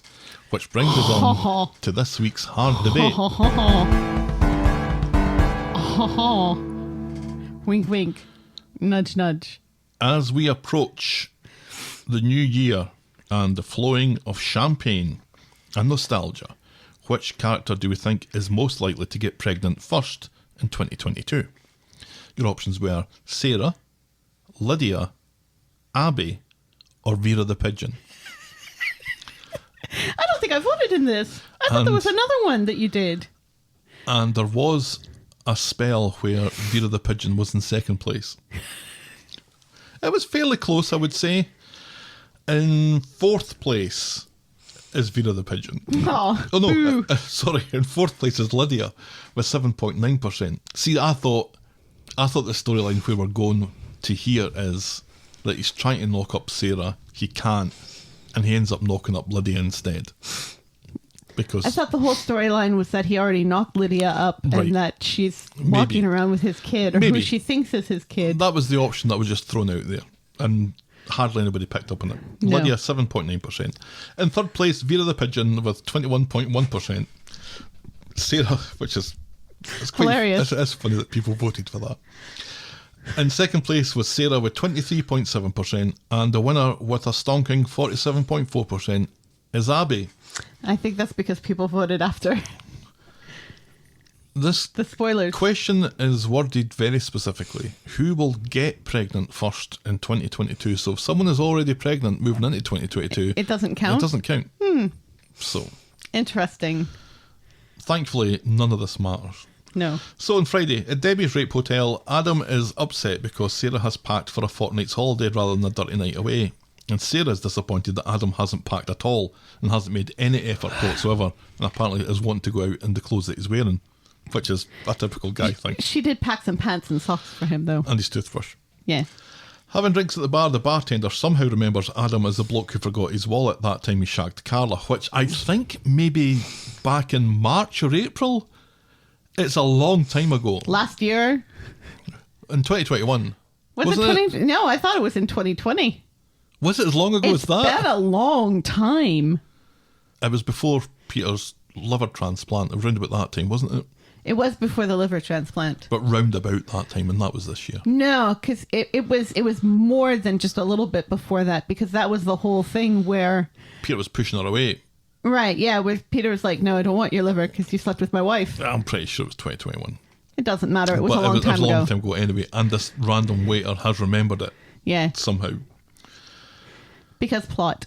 Sarah seems determined not to enjoy herself and brings up the Lydia thing again, the Carla thing, and is appalled that the only reason Adam brought her here was because he won a voucher on one of her treatments. which was quite funny. The voucher thing was hilarious because it keeps getting brought up. In the room, Sarah is still going on about the fling with Lydia. The getaway has been a bust and Sarah has had enough. Adam is furious. He's spent 200 quid on this and he's wasted a voucher. Back home, Peter thinks Adam's predicament is hilarious. Yes. Peter asks Ken for his opinion on whether 6 months constitutes a fling, but then dismisses him because Ken's had more flings in his day than Eccles' old Frisbee. Ken tells Adam to make it up with Sarah. It's New Year's Eve, for fuck's sake. I love that Eccles gets a mention, and also that Eccles' portrait is like lined with Christmas garland on the headboard there. So Lydia meets Sarah in the Rovers. She's there with Daniel, who Sarah points out slept with her daughter while his wife was dying. Context, shouts Daniel. Can't people remember context? Fucking Barlow's, shouts Sarah. There's your context. Yeah. So Adam goes to find Sarah and apologises, but she knows that he doesn't know what for. He's confused. She doesn't want to know Lydia was something. She doesn't want to know Lydia was nothing. What does she want? Sarah doesn't think she can trust him anymore. She liked him once upon a time, and she goes home while a pissed Adam winds up at the law office and sees the bells in on his own. And that's as far as we get with that. Sarah seems to be deliberately trying to ruin sabotage all of this. She seems very hormonal. Maybe she's pregnant already. For a relationship that is at least 10 years old. Right. Has lasted, according to her friend, 6 months. 6 months. Now, I find that she asks him some questions about Lydia in the room, like, does she leave the door open when she's in the shower? Right. Did you meet her parents? Right. And he claims that he can't remember. Right. I find that ludicrous. Of course he can remember. He must be able to remember if he met her parents or not. I think you and I would remember those sorts of things. I think Sarah would remember those sorts of things. But let's remember that Adam, as is Barlow tradition, has flung his seed far and wide in the past 10 years. There's an image. Oh, it's all sticky. Oh, put the smell off. This isn't healthy. So, for him, 10 years ago, that may have been like hundreds of women in between, as opposed to us, which it would be 2. 6 months, though. If you were with someone for 6 months, you can surely remember. We also don't know if he was with her for 6 months, whether he was not also with other women during that same 6 months. See, I had a friend. Oh, no. Back in the day. And friend in quotation marks. He had a relationship with someone who he called the Nod. That when they were out on a Friday or a Saturday, if he hadn't hooked up with anybody else, and she hadn't hooked up with anybody else, gives her the nod. Right. And the two of them hook up. Right. That's as broad and as deep as that relationship went as far as he was concerned. Yes. On her view, she thought it was much more than that. And yes. she constituted their relationship being months, even years old. Right. Whereas he only saw it as a series of one-night stands. Right. Friends with benefits. That kind of thing. Yeah. So I wonder if this 6 month was a period where on and off the two of them got together and she's looking at it as being a relationship. But and plus they were at uni. Right. Where, I guess the rules are a little bit looser than... Spoken truly as someone who's who never didn't been at uni. Right. But, and also let's remember, from her point of view, this relationship may have ended with a child. Right. Whereas he has no idea. I just find it a little odd that he remembers nothing about it, but he did genuinely seem to not recognise her. Right, yeah, he did. Because he has flung his seed far and wide. Right. It's like, I don't know. It's like Sam Malone remembering all of his relationships. I guess. But Adam is very much the British Sam Malone. But I don't know why Sarah, pregnant at 13, thinks that this is such a deal-breaking revelation. I don't know why this upsets her so much. The Carla thing is far more recent and far closer to home. Yes. I can see why that could still Carla be. was not a relationship. No, again, it was just a one night stand. Well, and I think that's it. I think it's that she already is kind of in limbo as far as how much can she trust this guy, and yet here's another example of him kind of just being kind of casual and not very blasé about a woman and a woman's feelings. And I can understand why that would put her off. But it's a woman who he hasn't seen in 10 years and has had no cause to remember or tell her about. I don't know. I'm sure one of the things going through her mind is, well, how's he going to refer to me in 20 years if this doesn't work out? She seemed to take massive umbrage at the notion that when he says the relationship obviously meant more to her than it meant to me, and Sarah's like, well, is that what you think of me? Right, well, yeah. You got married. I would suggest that it meant a little bit more than that. Well, he's never been married before. That's true. He's never taken this huge of a step in commitment before with any woman. That is true. I don't know. I find Sarah being oddly unreasonable here, and I don't think leather trousers would have made me think any differently. Is this nationalism on your part? Are you defending him just because he's Scottish? I don't think so. Oh. I don't think so. She seemed determined to fall out with him, and succeeded. Mm-hmm. But when we saw her with our suitcase, he is very crass about this whole thing, though. He is. You know, because it meant nothing to him. Right. But you'd think that once you get wise that something that didn't mean an awful lot to you did mean an awful lot to somebody else, wouldn't you at least feel empathy for that person? Just a little bit of... I don't know that we even know that it meant a lot to Lydia. It's just that she remembers it clearer. Well, she seemed very offended by it being referred to as just a fling. So it seems like it did mean something to her. And remember, she did recognize him before he recognized her. Yeah, I don't know. I don't know why Sarah pregnant at 13 is causing a fuss about this. I don't know what her being pregnant at 13 has to do with... Well, she has a past as well. Right. A past where, you know, it's fortified her distrust in men. I don't know. From the age of 13, she has had men treat her poorly. So it doesn't take much for her to just completely distrust them. I don't know. I'm sure she got on very well with Todd. Moving on then. I think this is our penultimate storyline. God, there's been so many of them. Is Lessons with Faye, which transforms into something else halfway through. On Tuesday, Emma is chatting with Tim about Curtis's whereabouts. Steve comes along and remains firm in his belief that Curtis was a lying son of a bitch and Emma is better off without him. Yes. Tim, though, feels sorry for her and offers to help her look. Aw. Meanwhile, Faye's second lesson with Craig has resulted in steam pissing out from the bonnet of the taxi and Craig suffering whiplash. Later, But not like that. Tim has fixed the car and offers to take Faye out next time. But she figures... Oh, wee bit windy pops.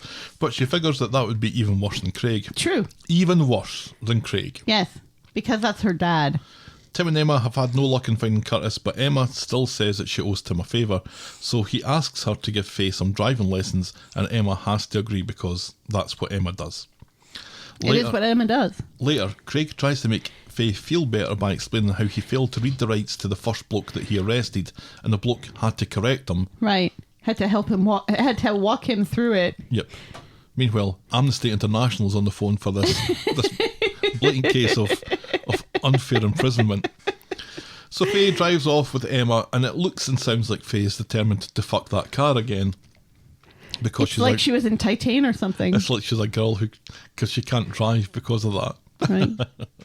Faye's lesson has finished with no... Women drivers. Hilarious. Faye's lesson has finished with no known deaths. At the Rovers, Faye and Emma talk about Curtis, who Emma calls the love of her life, and she can't forgive Steve for what he did. I know. How quickly someone becomes the love of your life. I mean, that does tend to happen, but she seems to be very forgiving about the fact that he lied to her consistently throughout their whole relationship. And maybe you should take that into consideration before calling someone the love of your life. And also, they were together for not very long.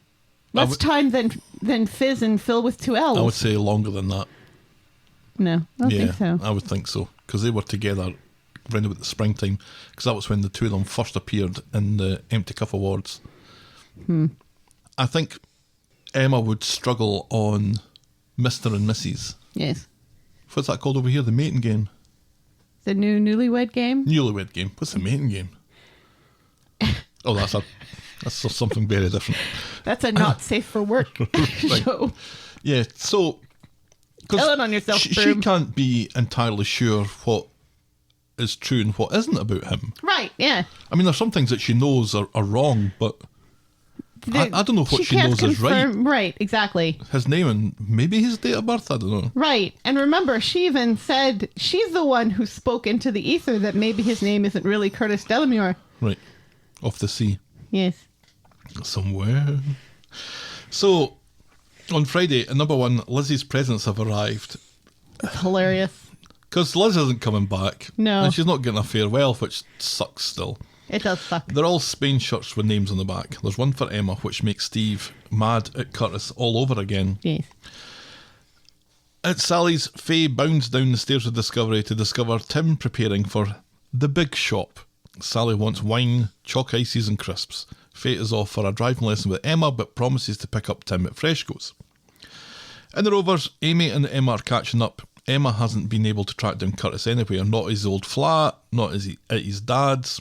And then Faye comes in, which causes me no end of problems as Faye and Amy are now together in the same scene. One of them wants a driving lesson. I'm not sure which. Faye...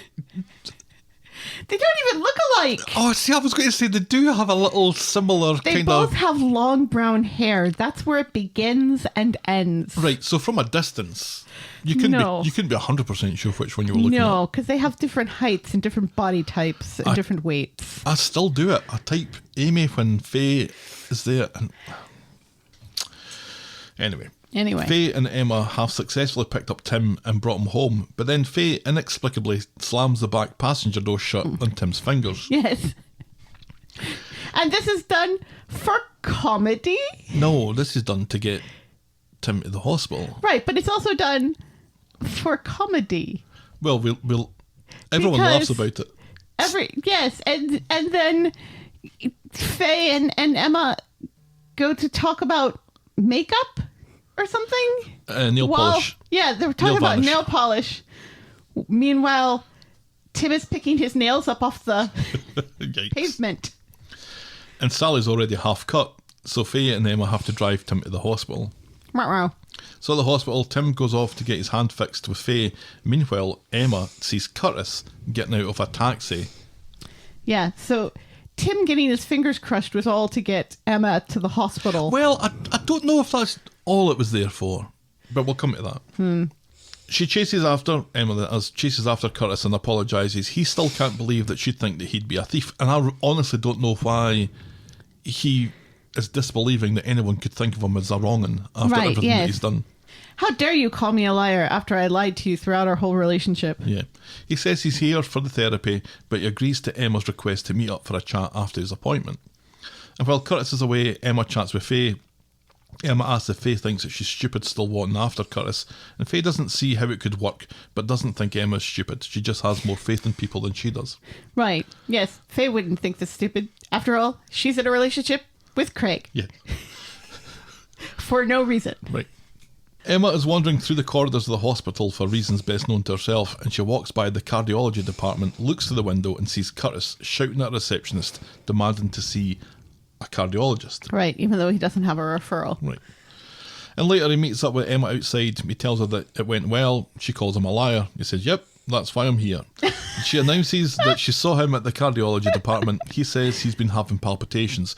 She kind of shakes her head and starts crying and tells him that she can't help him, but she's called Neville, who's there and looking like Kevin his wedding day still, and Steve, who's also there, to be right for a change. Neville leads Curtis away, to the big, pointless plot graveyard in the sky. Tim gets home via a taxi from the hospital. His hand's bruised, he says, and he seems in oddly low spirits as Sally goes through the booze and snacks on the shopping list. Yeah, because she's all disappointed because the Chucky ices have melted. Right. Because they didn't unload the groceries before they rushed Tim off to the hospital. Right. Sally. Oh, Sally. At number 1, Steve and Emma make up. Steve says Emma needs someone less complicated in her life. And I don't think he's wrong about that. No. Because she's such a simple character. She takes everything at face value. She just wants love, and she's constantly disappointed companionship. She's a bit young to be looking for companionship, but that's what she's looking for, I think. Right, yeah. And she doesn't need these complicated characters that Corrie keeps throwing at her. Yeah. Faye comes down the stairs of Discovery to discover Tim's wallet and the money in it, and she rushes off to drive to a party with Emma or Amy or someone. She'll get a taxi home. Tim is very maudlin about the year while Sally goes off to get ready. And later at the Rovers, Sally needs a pish, but the toilets are full. How are the toilets full when the Rovers is dead? Right. Can't you just run upstairs and use Ronnie's bathroom? Yeah, you might feel like that's a strange thing to mention, but we'll come back to it. So, they're on their own when Steve opens up to Tracy that the Emma stuff has just made him feel sad about what he'll miss out with Oliver. He was looking forward to 2040 when he would go with Oliver for a drink in the Rovers. Aww. Tracy just wants an end to this pandemic. Normality is a luxury, she says, because Tracy is always thinking about other people. Right, yes. And also, kudos to Tracy, the only character that seems to remember that we're still having a pandemic. Right. So remember Sally? Remember how Sally needed a pish but the toilets were full at the Rovers? Yeah. So Sally goes for a pish in the community garden. Right, yes. Sally. Hoity-toity Sally, who knows the differences between two different shades of white, who's running for council person, peeing in public. Even though in a drunk time off her ass. Even though in the time it takes for her to howk her gusset to one side, she could have gone home and done a pish there. Seriously. She pees like a horse, says Tim, and that's how the Bring in 2022 is standing in Sally's urine in the community garden. No, they don't even move away from it. And they get home and Sally's enjoyed herself, but there's still something wrong with Tim. He seems worried about their health, and he doesn't want Sally to die, and Sally doesn't want Tim to die. So the two of them decide that they haven't had a drink yet in 2022, and they both decide to make a fresh start in the new year. Mm-hmm. And that's as far as we get with that this week. Even though they still have like 5 bottles of wine in the fridge because they decided to go out for New Year's. So you mentioned that Tim going to the hospital was just a plot point for Emma to meet Curtis, which I think is certainly true to some point. You think it was also for Tim to be maudlin about his heart, his own heart? I'm wondering if Tim has learned something about his health whilst getting checked out for his wrong hand, because he came back in such a low mood. Yeah, which was unlike Tim. Quite possible. At New Year. But why would they be checking something else out when they're checking out his fingers? I don't know, you always get the vitals checked, don't you? Yeah, I suppose. I don't know why. I don't know. It just seems that. Yeah, no. I think you're right. I think he may have learned something. Something seems to happen, and it was curious that we didn't see him because God knows that they love to use the hospital set. Right. It's curious that we don't see him getting his fingers wrapped. Yeah. Something. Right. I don't know. I'm glad. You're not wrong. I'm glad that the Curtis thing seems to have finally come to an end. Yes, thank God. Because I had horrible visions of Emma finding them and then him worming his way back into their life and then all that sort of stuff. So I'm glad that none of that seems to be happening. Right. But it felt a little swift to come to an end. Yeah. Going away with his dad. He doesn't trust his dad. His dad doesn't trust him. So he's going to get... And where has he been staying? Because apparently he didn't have his flat anymore. Right. He'd moved in with... Friends? He still has friends somewhere? I don't know. Who knows? There's all these questions about this character who... I think we're better off not knowing. We're better off not knowing. I don't know why he couldn't have just been... Couldn't he have just been a nice guy? I mean, I know it doesn't generate drama by Well, the that's bucket what I'm loads. saying about Leo. Can't Leo just be a nice guy? And Phill with 2 L's. People are still Jenny's- constantly saying, "Oh, there's something about that Phill with 2 L's." I'm telling you, he's a wrong, and somehow we're gonna find out. People seem to think that he's after Fizzy's money, despite the Fizz fact has no money, and Phill with 2 L's has lots of money, and they've never talked about it. No. They've never talked about anything that they're... and he's never asked her for money. He did not ask her to move into this house with him. And he's been privy to none of the conversation about No. the sale of number 9. No, I don't think that's it. no. There may well be something up with Phil with 2 There L's, was- but I don't think it's that. There was that moment of darkness when he told Tyrone that he didn't need to defend Fiz, that he's got it, with the whole thing with his mother. And we kind of see a little bit of that when Tyrone confesses that he tried to kiss Fiz, and Yeah. he's like, "I must defend her honor," which was a weird way of him putting it, instead of just saying, beating the shit out of him because he tried to kiss you. Right. But I honestly, it's nice when they're just normal people. Right. Can't we just have them be normal people? I mean, we keep Gary around, and we know Gary's killed people. We keep Tracy around, and Tracy's killed people. It feels like that there's 2 ways of dealing with it. You can have normal people who drama happens to, Right. or you have people who bring their drama into the show, and Curtis being one of the ones who brings his drama into the show. Right. He's not someone that we've seen have something happen to him who then goes down this path of Right. the kind of Munchausen sort of thing, Yeah. the fictitious disorder or whatever. He's brought that into With the him. show with him. Yeah. Whereas you could have somebody like, I don't know, Tyrone ending up with somebody who beats him up. Right. Well, that's not something that he's bringing to the show. That's something that the show has then developed. Right. And I think it's a little better for us to get to know these characters. Right. Get to know Curtis, who we seemed to like at the start. Yeah. He was a little... We were he was a I was little wary cautious of about him from the very beginning because he was like, "Oh, well, I haven't been with very many women," and we're like, "You're Red a flag. cutie, Red flag. you're a cutie patootie, Red and you're flag. shy around women, Right. and But- awkward around women. What's wrong with you?" But generating something from... For something to evolve out of that character that brings drama, I think is far preferable. Because anybody walking into the show could be bringing anything. Right. Yeah. Exactly. So, anyway. Anyway. Our final storyline this morning, as we aim to bring this in under 2 hours, Please. is Abi Christmas, everyone. On And Sunday. here it is. Abi Christmas. Everybody's doing drugs. As we try to bring this under 2 hours. Abi is at Seb's memorial garden thing and she finds an envelope, the contents of which seem to make her mad. She takes the flowers and a card and takes them to Dev's, where she throws them in Kelly's face, telling her that she absolutely hates her. Kelly tries not to cry and closes the door. Adi thinks Abi was bang out of order here. Kelly thinks the card was a bad idea. Do you think? Yeah. Why leave a card? broadcast Right, that you've yeah. been there? Or maybe, bury it under all of the other flowers that are still there. Right. You know? Or sign it not Kelly. Right. Just Anonymous. Or just don't sign it at all. Dev says Kelly isn't responsible for Seb's death, but Abi has to live with this and doesn't need to think of Kelly's feelings. Kelly thinks it was a mistake hanging around. And later, Dev, Kelly and Adi are giggling as they leave the house, and this is seen by Abi, who decides to mutter nastiness under her breath. And a drunk Abi follows Dev, Adi and Kelly to the bistro and makes her presence felt, kind of going overboard with a mafioso politeness. "I'll just be sat in the corner, see, making sure that nothing awful happens to you, see," kind of At thing. least she didn't employ a New Jersey accent. Yeah, she should have. Kelly and Dev swap seats, so Abi noisily pushes her chair to another part of the restaurant. At this point, I'm thinking, fuck off, Abi. Yeah. Fuck off. This is ridiculous. Seriously.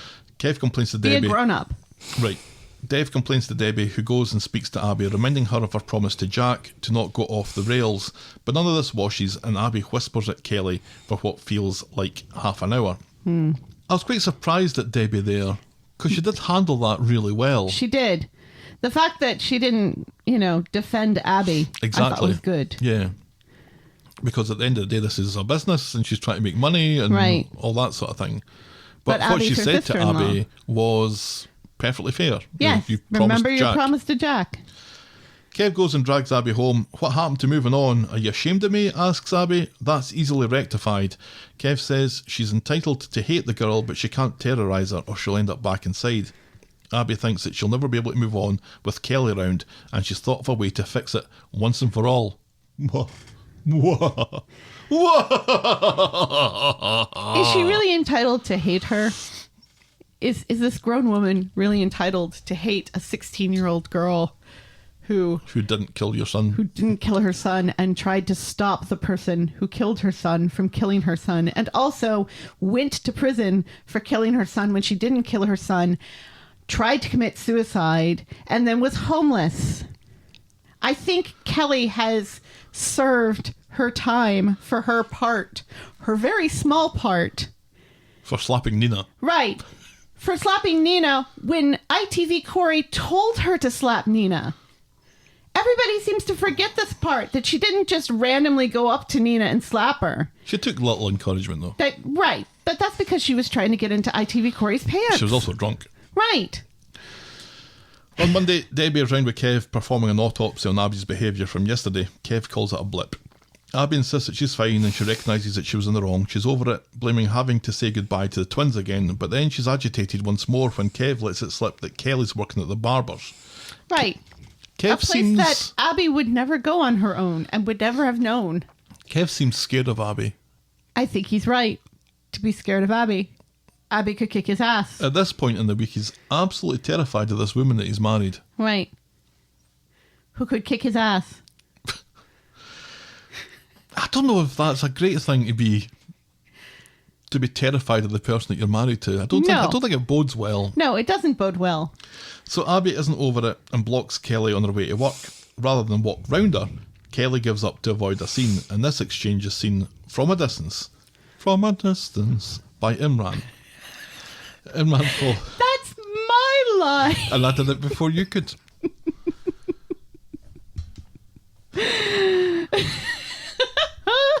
Imran follows Kelly into Nina's roles. They reminisce about this Christmas and past Christmases, Kelly mentioning how Rick the Chin taught her to ride a bike. Imran brings up the altercation with Abi just as Abi walks in and Kelly rushes out. Kelly tries a couple of times to talk about her dad during this and nobody's interested in listening to her. No. Imran gives chase and Abi isn't far behind, claiming that she didn't do or say anything to Kelly. She and Imran have a back and forth about Seb and Kelly's involvement in his death, and when Imran points out that Abi hasn't exactly led a pristine existence on this planet up to now, and didn't she cheat on Kev with him, Abi punches him in the face in broad daylight in the middle of the street. Correct. This is seen by Kev, who rushes over demanding to know what's going on. Imran decides to take the blame for it, so Kev gets stuck into Imran until he remembers passing Kelly in the street and puts two and two together. Right. Imran says if her harassment of Kelly continues, he's going to the police, and Kev and Abi walk off. Now this generated a little bit of heat and light on the social media. It did, with people not understanding your tweet and saying, no, you're wrong. Abi's the one who punched Imran. Yeah, so I sent out a tweet which basically swapped Abi and Imran's names around and had a situation where after a little bit of verbals, Imran decides that the best way to treat this is to punch Abi in the face. Right. And then Imran just goes about his day with no consequence whatsoever. Right. And how ridiculous that sounds when you say it out loud. Imran would have been dragged to jail and also roughed up by the cops and racially profiled. Probably. He probably wouldn't have had a great day after that. Yeah. Abby, however, nothing walks happens. away. And Imran takes the blame for her. And this seemed to be something that, you know, a few people, including our Canadian librarian friend Christy P, was pointing out that you can't have this double standard. This double standard and violence towards a man from a woman that is treated almost like it's comedic. Right. And her point and her what had kind of annoyed her, I think, was the fact that the show released a GIF of it and downplayed the fact that what we've seen here is a woman assaulting a man in broad daylight, and it's gifable, and it's light-hearted, and it's nothing to be concerned about. Yeah, and it is something to be concerned about. And I mean, in fairness and in taking accountability for ourselves, we constantly joke about Tracy has killed and she will kill again. Right. And it's hilarious that she has killed and she will kill again. So, you know, sometimes we are part of the problem, but it's, yeah. And when you combine it with, as you pointed out, the exhausting lengths they go to make it hilarious that women can't drive and women can't cook on the show, it's kind of like, what are we trying to say here? There's a cheap way to go, right, to get comedy, to get laughs, right, out of the ladies. Yeah, I don't know. I just, and it sucks. when she did it and when she got away with it, and bearing in mind that I think this was more accidental, Kev's also elbowed Imran in the face. Right. Yes. And, you know, Imran's constantly being assaulted by this family. And, right. And nothing ever happens. Right. And it's all kind of brushed under the carpet. And it's really unfortunate because you have so many great comedic actresses on this show who are funny in their own right. And they don't need kind of these gender-based old, you know, Benny Hill jokes thrown at them. Mm-hmm. I know, it was disappointing to see. It was. But thankfully it was kind of, well, I don't know if it's thankfully, but nothing else really comes from that. Right. Maria goes to see Kelly, and while she's not at work, Maria gets the sense that Kelly can't be bothered. Kelly's about to correct her when Abi walks by with the evil eye, so Kelly says that, yep, she couldn't be arsed turning up, so Maria fires her on the spot. Yeah. Kelly, just tell the truth. Yeah. Later, Kelly heads to the alleyway of doom to meet up with Jacob, who warns her off the spice. He tells her she's making a mistake. Stop it with the June jokes. Kelly calls him a dealer with a conscience and storms off. She'll go somewhere else. And she seems to manage to get her spice from another source and is passed out in the pavement when PC Tinker happens along. Hello. High out of her tits. She tries to run away, but PC Tinker nabs her and asks her to turn her pockets out and then lifts her for being high. I like the fact that we get to see Jacob. Yeah. I want more of Jacob. Can we have more of Jacob, please? Yeah, he's an interesting character. He is an interesting character because, you know, he seems to have developed some sort of conscience and yet seems to not be able to escape the drug life himself. Yeah, I think he has some interesting stories to tell. Yes. His sister's Lydia. In real life. In real life, yeah. It's hilarious. PC Tinker brings Kelly back to Dev's just as Dev is enjoying a spot of ironing. Dev goes through the roof, accusing Kelly of bringing drugs into the house. Addy tells him to go easy, but Dev isn't the bad guy here, and he storms out just as Imran comes in to warn Kelly that she's pushing her luck. Imran doesn't blame her entirely, but she needs to sort herself out, which is why she'll be attending PC Tinker's Drugs Are Bad MK seminar tomorrow. Imran believes in her, but Kelly doesn't see the point when everyone hates her. Imran points out that she's currently living at Dev's, so that's not true, but then a calmer Dev comes back, apologises for his temper earlier. He says his kids need to heal, and they can't deal with her added drama and pressure. They can't fix her. Dev is sympathetic that Kelly is being bullied by Abi, but there's all the other stuff, like the video of Asha that Kelly sent round. Asha forgave her and let her in the house, but it's too much, and in the morning, Kelly has to leave. And this is just... I can kind of see Dev's point as far as that video is concerned, and yay, it's great that somebody's finally remembered it. But it shows that he really doesn't have very much faith in his kids, who have been through a lot and have... Are practically adults, let's face it. Yeah, are practically adults and have grown up and dealt with a lot of things without very much help from him. I don't know, I thought Jimmy was awesome in that scene. I thought he was very good, but I thought it was unfair for Dev to kick her out. I mean, plot, obviously. Sure. So, on Tuesday, it's early morning and Abi is up and about making sure she's intimidating Kelly as she leaves Dev's. Imran's in Nina's roles when he overhears Gary and Maria talking about firing Kelly yesterday. This explains a lot to Imran, who reveals that she got lifted for being out of her tits on drugs and Dev's chucked her out. Back to the secure accommodation thing again for Kelly. Right. So Abi goes into Dev's and Addy immediately tries a sob story about Kelly turning to drugs and having nowhere to go, and shouldn't Abi feel responsible for this? Abi could not give a solitary fuck, but to her credit, still buys her chalky bickies and pasta rather than storming out. That felt like intimidation to me. Her refusal to storm out. Yeah. Her going up to the counter and putting her stuff on the counter. Ring this up. Boy. Yeah. Meanwhile, Kelly's in Nina's roles with Toya, trying to talk her way out of going to the drug support group thing.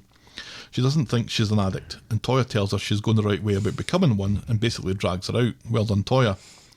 Gary catches up with Imran to find out the latest on the Kelly situation. Imran's curious as to why Gary gives a shite, and he spins a story about social responsibility. Imran tells him that if he wants to help, get Kelly her job back. And at the support group, oh fucking hell, Abi shows up. What the fuck? Abi looks as shocked. Is there only one AA meeting in all of Manchester? Abi looks as shocked as Kelly does, but Toya tells her to sit down and face up to this. It's the only way to get through. So Kelly's invited to introduce herself, and she talks about her upbringing and her abandonment from her parents and her getting involved in things that haven't helped her. She looks for stability in the wrong places. People have had it worse than her and worked out okay. She ended up homeless, and drugs were an escape and stop her thinking about all the mistakes that she's made in her life. And next up is Abi, and she explains about Seb's murder and how she's consumed by the grief and guilt, and it's everywhere all the time. Inside, she says she's always screaming, "This can't be real," but it is. And drugs are the only thing that numb it, and her tears are years too late. Seb should have felt loved, but Abi was too weak and selfish, so he felt forgotten, and he probably blamed himself. But he should never have felt that way. It's unforgivable. And Abi and Kelly look like they might understand each other's positions a little bit better here. After, Toya is proud of Kelly, who thinks a breakthrough with Abi was had today, and hopefully won't be long before Kelly is back with her and Imran. Kelly is very gracious as she leaves Dev's, and she heads to Nina's rolls to wait for a call from the social services. Gary sees this and speaks to Dev, and then gives Maria a call on his massive mobile phone. He has something to run past her. Mm-hmm. So Gary goes to speak to Maria and pitches the idea of Kelly moving into their spare room. He feels responsible for all this, given how he murdered Rick the Chin. It's the least that he can do. And I kind of forgot how much Maria knows at this point. Right, yeah, Maria knows everything, Right. pretty much. So Gary and Maria track Kelly down to Nina's rolls, and Maria tells her that she can have the spare room. She jumps at the chance, promises to be good, and heads off to let Addie know. Privately, Maria tells Gary he'd better hope that this doesn't blow up in his face, because if Kelly finds out that he killed Rick the Chin, expect Kelly to be slightly miffed about that. And then on Friday, Abi and Kev couldn't have got round to talking about the drugs meeting yesterday, so they talk about it in the morning. Kev is glad that peace has broken out, especially as people could draw comparisons with Abi bringing the gun that killed Natasha onto the street. Right? Well done, Kev, for making a good point. Yeah. Finally. And for being, given how he's terrified of Abi, that could have gone anyway. No. But Abi seems to recognise this in herself as well, that Kelly didn't kill Seb, just like Abi didn't intend for Natasha to die. Right. In Nina's rolls, Gary and Maria chat to Kelly about the amount of time that she spends in the shower and using Maria's expensive concealer. So she can afford some of her own. Maria gives Kelly her job back, starting this afternoon. Chop chop. Imran and Toy are playing a game of putting Elsie's name into famous songs and bands. That was funny. Kirk walks by with a yo-yo, which sums up his storylines from 2021. Imran and Toya are magnanimous that Kelly is settling in with Gary and Maria. Yes.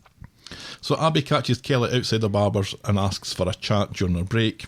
In the community garden, Abi sings the praises of the drug support group. It's something that she thinks that Kelly will continue to get something out of. The two seem to reach an understanding until Kelly notices that Abi is looking a little white. Yeah. Abi doesn't want a fuss and tells Kelly not to push it. Kev's sleepy from his lunchtime pint at home. Abi tells him about her official truce with Kelly, and now she's worn out, she's not even hungry for a takeaway. No. Meanwhile at home, Imran and Toya are still going on about their Elsie playlist game as they decide whether to have vegetarian cottage pie or vegetarian shepherd's pie for dinner. That was funny too. Meanwhile, Abi is ready to send a text while Kev sleeps, asking to meet up urgently with Imran. So Imran makes his excuses to Toya and meets Abi at the law office, where she tells him that she thinks that she's pregnant. And that is how we end this week's episodes. Oh no! Oh no! Oh no! It may be a brown baby. Yeah, it feels like we're using the fact that Is this the 1950s? that Imran's ethnicity might prevent Abi from pulling the wool over Kev's eyes here. Right, yeah. This is just shameful. This is so ridiculous. I hate it Well, to so be fair, much. no one has mentioned She a slept. brown baby. We're right, but this is where this is going, right? This is why she's concerned that it might be Imran's child, Oh no, I think she's just concerned that she's pregnant. Full stop. right? But why go to Imran? Why not? Why tell Imran first, as opposed to Kev, who? Why would you tell Kev? Because statistically, this is probably Kev's kid. She has slept with Kev much more in the past month than she has with Imran. Well, maybe there are some rubber involvements that make it impossible to be Kev's. Or has Kev had the snip? I don't know if that's come up in the show, whether or not he's had the snip. You'd think that they would have talked about having more kids at some point, and maybe they have. Kev's far too old for having more kids. He was kind of too old when he had Jack. Right, but he's not the one having the kid, so it's fine. Right, but that kind of makes it difficult for him to knock up Abi then, doesn't it? Men are knocking women up into their 80s. Some I men, don't- not every man. Right, but we have not seen anything to indicate that Kev has a problem with production, shall we say. Because if he had a problem with production, he would have a problem with everything. And Abi doesn't seem to be complaining too much about Kev's prowess in the bedroom. Well, I don't know if we have an awful lot of information on that, but I think... And also, they've been in a long-term relationship, so one would assume that at this point, it would be more of a birth control thing than constantly buying condoms. I'm thinking, though, that this probably, if it is Imran, if Imran is the father of this child, and we don't even know that She's Abi pregnant. is 100% pregnant. Right, anyway. yeah. I think they had their fling in September, Yeah, so we're talking like 3-4 months ago. right. She wouldn't just be getting sick now if it was Imran's kid. It's a long time Yeah. and a lot of periods to miss. Although I guess she went off the rails for a little bit.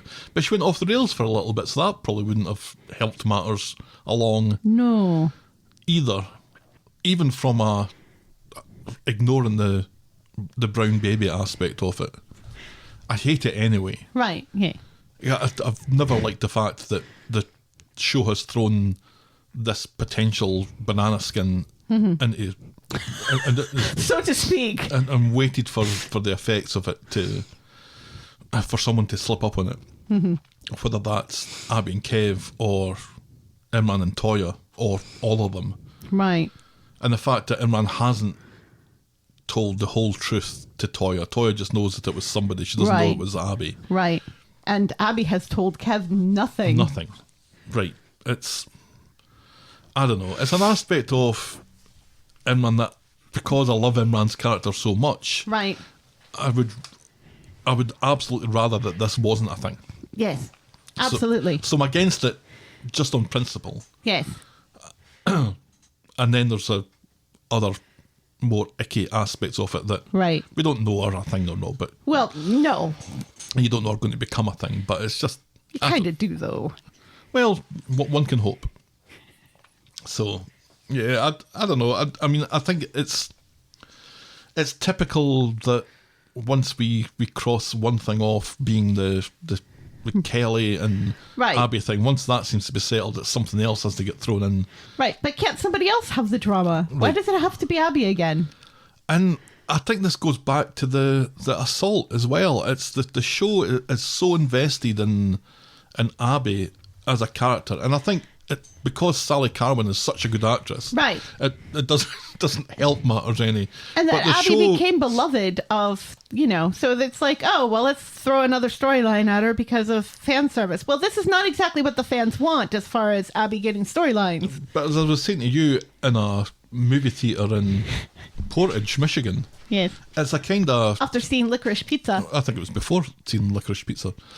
It's a kind of Goldilocks thing that they've got going with Abi, where somehow we treat Goldilocks as a hero of this story, and the three bears are somehow the villains, despite the fact that it's their house that gets broken into, Right, and it's their food that gets eaten, and their beds that get slept in. Right, despite the fact that originally Goldilocks was an old thieving woman who is definitely the baddie of the story. But they're in the... I think that just complicates my point, but the fact that Abi is seen to be not a perpetrator of violence in Right. this with Imran, it's just an extension of the fact that the show is basically letting this character Do whatever she wants. Do whatever she wants, and they're not. But that's the kind of And the it feels impression like that there are comes no out of it. consequences. Right, there's no consequences of her bad actions here. Right. And I don't again, know. that it in a way, it kind of feels like they're trying to do fan service because people love Abi so much. It's like, oh no, we can't throw Abi back in jail. People love Abi to be the hero. Right. Abi needs to be the hero of everybody's storyline. Right.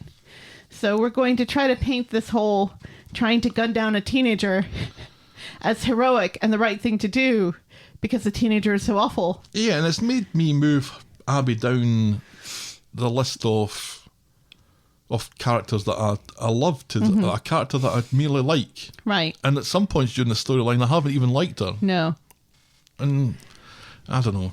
Yeah, the whole terrorizing Kelly thing. The fact that Nina and Asha are more mature about this than an adult grown woman. Right.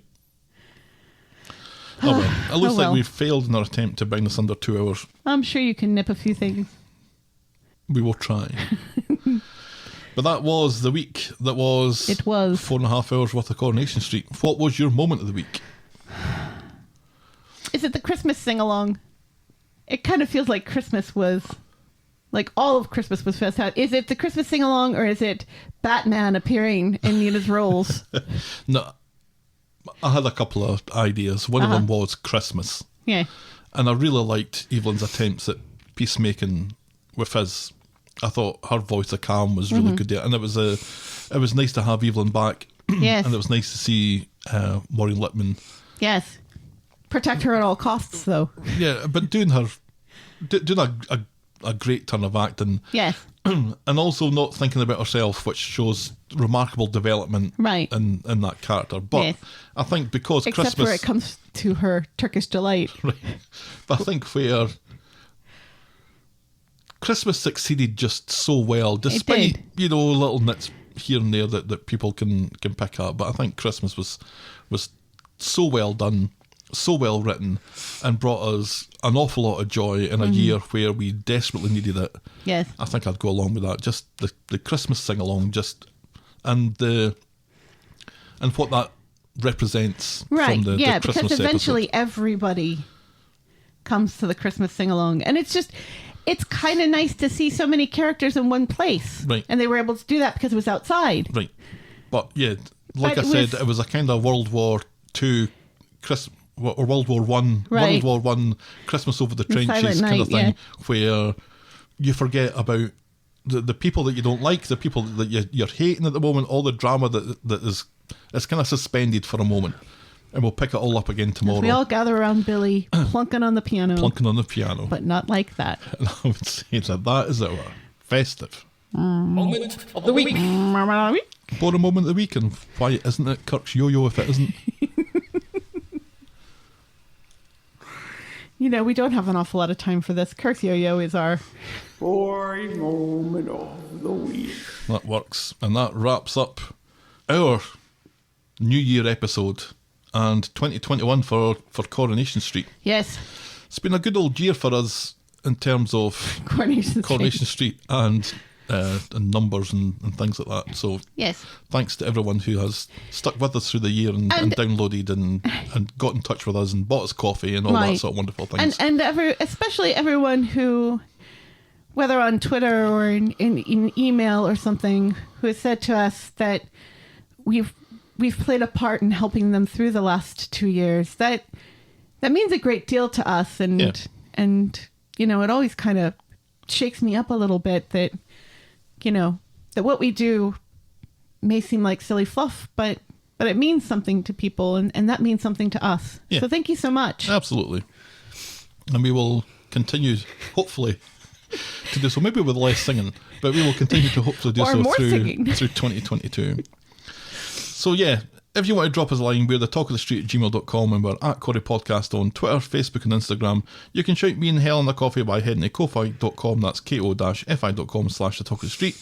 Check out the clicky section of vogle.co.uk for links to our merch store and YouTube channel. And if you're so inclined, please leave a rating and a review on the iTunes or your podcast provider of choice. Please. Thanks for making it to the end of another episode. We will be back next week Hopefully. with more I'll talk on the street. The Talk of the Street.